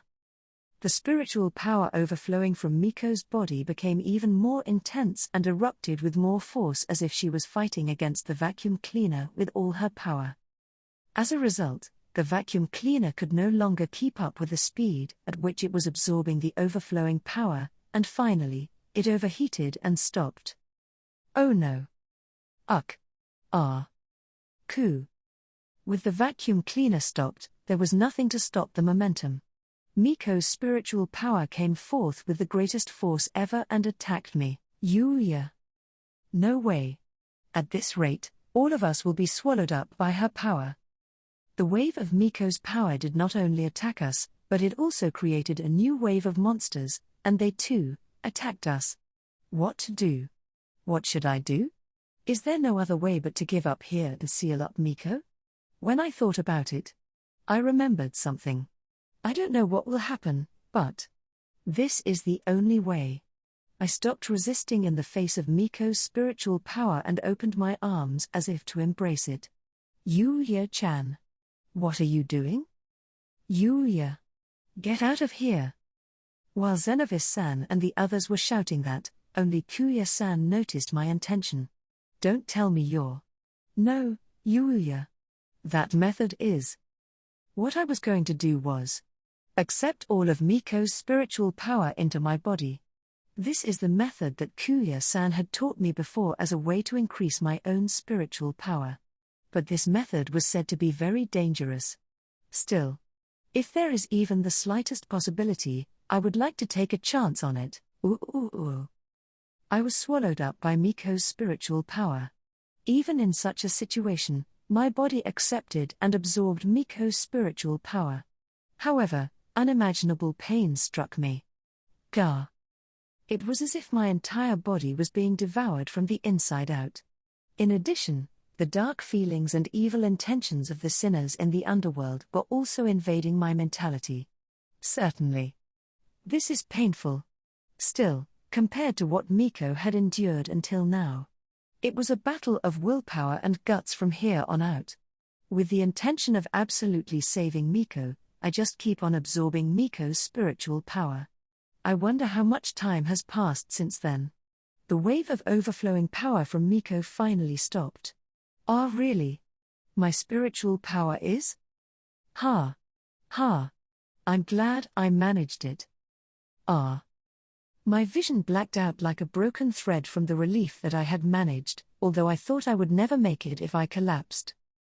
Good grief, you are so reckless, but well done. And just before I lost consciousness, I heard such a voice as someone held me up. Several days had passed since Miko was released. The underworld had been devastated by Miko's overflowing spiritual power, and there was a flurry of work to repair the damage. At the same time, while we were dealing with Miko, Reime-sama was able to re-establish the boundary with the present world, so it seems that no more demons will appear in the present world. However, it seems that Reime-sama and the others cannot directly go to the present world to deal with the demons that had already escaped, and those demons could only be dealt with by people like me in the present world who possessed spiritual power. Since demons could harm people and damage things if left unchecked, they cannot be left unattended and must somehow be found and defeated. Also, Reime-sama said that only the boundary between the present world and this underworld could be restored, and that other boundaries with other worlds that have disappeared could not be restored. But to be honest, I didn't really understand that part of it. What are the boundaries with other worlds? And I also didn't really understand what would happen if those boundaries disappeared. At any rate, peace has finally come to the underworld, and there have been major changes for me as well. One of them is, Master, is there anything I can do to help? It's okay. Miko. Surprisingly, I had absorbed all of Miko's spiritual power, and she had become my subordinate. I didn't understand the meaning at first, but it seems to be similar to the so-called tamers in the other world, and it seemed that by accepting all of Miko's spiritual power, a soul connection was created between Miko and me, and she was tamed by me. I immediately tried to free her, but I changed my mind because I knew that if I did so, the power I had accepted might return to Miko. And then, the very same Miko insisted on making me her master and tries to devote herself to me while dressed as a maid, but when I asked her why she dressed as a maid, she said, "Is it strange? I was taught that a servant is supposed to dress like this." I guess you're right but also wrong. Where did that perception come from in the first place? As you know, Master, I was born from the negative side of the great sinners trapped in this underworld. And the knowledge I possess was also obtained from the souls of those sinners. Therefore, I think that this current knowledge also came from one of the deadly sinners from whom I was born. This is the underworld, the maid of the underworld. Doesn't that sound perfect to me? I don't think that's how the word maid came about. What kind of a great sinner would have such biased knowledge of maids in the first place? And it's too silly. Putting that aside, Miko seemed to like the way maids dressed and the way they acted as well. I told her softly that it was fine, but I didn't think it was right for her to serve me, and I didn't feel comfortable, so I asked her if she could stop, but understood. If there is anything I can do for you, please don't hesitate to ask. Like this, she shows no sign of stopping at all. Well, maybe it's my fault for not stopping her earlier. But, in this way, Miko was released from the seal and became free. I'd like for her to do what she wants and, well, all I can do is be patient. At any rate, Miko no longer needs to be sealed. And the other big change is about my spiritual power. I absorbed Miko's spiritual power in a way that Kuya-san prohibited me from doing, and if I hadn't been able to absorb it fully, my body would have exploded. But as it turned out, I had succeeded in taking on all of Miko's spiritual power.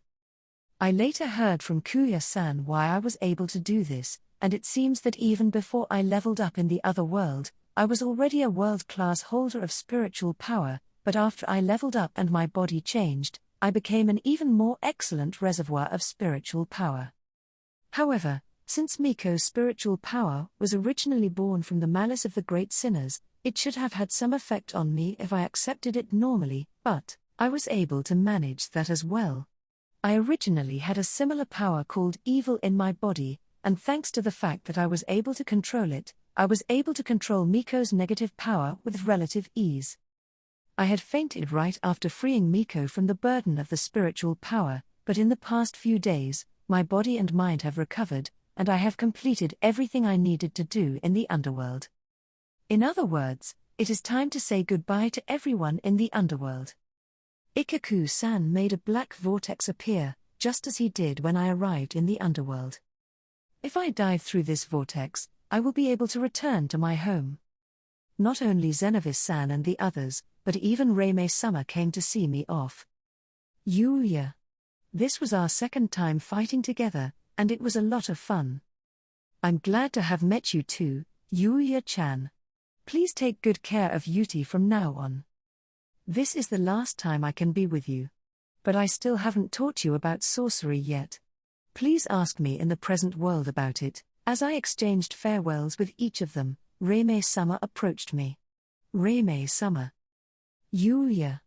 You really have saved me. I almost made her lonely again. Reime-sama. Reime-sama looked at Miko, who was standing behind me, and then they smiled softly at each other. Yuuya. Please take care of Miko, okay? Yes. I finished greeting Reime-sama and turned to face Grandpa for the last time. Grandpa. Yuuya. Even though it was only for a short time, I was happy to be able to spend time with you again like this. More importantly, Yuuya grew up to be very honest. That alone is enough for me. Seeing Grandpa with a radiant smile on his face, I just didn't want to leave him. I thought. But I'm still inexperienced in everything, but I'll do my best from now on. It's okay. You can do anything you want. Don't be in a hurry. Take your own pace. Yes. I stood in front of the black vortex with my grandfather's words engraved in my heart once again, and then, goodbye, everyone. I dove through the vortex in front of me and returned to my home. When Yuuya was undergoing training in the underworld, the influence by the soul of the false god had spread far beyond the underworld where Yuuya was. The soul of the false god had annihilated the boundaries between various worlds, in addition to the boundary between the underworld and the present world where Yuuya was.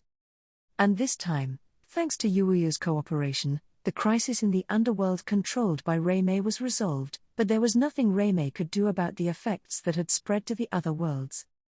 Reime was only the master of one underworld and did not control the time axis or the parallel worlds. The boundary between the underworld and the present world, where Yuuya was, had been restored, but there were still many problems to be solved. That world, if we don't take it over. And that problem was steadily approaching Yuuya and the others. Meanwhile, at school, listen up, everyone. The stage has been decided. Kitraku said happily in front of the student council officers. The officers' eyes were all dazzled by his words, but Nekita was the first among them to come to her senses. Huh? The stage? What are you talking about? What am I talking about, huh? Of course, it's about the school idols. Huh? Didn't we just decide on the members the other day? How can you be so sure that the stage has already been decided? As expected, I think it's a little too early to say. We haven't even decided on the costumes or songs yet, have we? It's okay. We'll do something about that. Can you please stop involving us so casually? No matter how much Nekita complained, as long as Kitraku had made the decision, it was almost a given that the student council would be pushed towards dealing with these things. However, let's say we could arrange costumes and songs by the time the stage is set up. Even so, even if we could arrange the costumes and songs before the stage, the idols would still have to sing and dance on stage, right? Do you really think the idols who have agreed to participate in this event will be able to prepare so quickly? That's where those girls will take care of it, and yet another victim. Everyone was getting more and more overwhelmed by Kitraku's momentum. The one at the center of the commotion, Kitraku, just laughed happily. It's all right, it's all right. The stage is still a long way off, even though it's been decided. We'll just have to make it work by then. Huh. Are you sure everything is going to be okay? Despite Nekata's anxiety, Kitraku is extremely optimistic. Thus, even at Uzai Academy, it was only a matter of time before Yuuya would be assigned the ridiculous task of being in charge of the school idol project.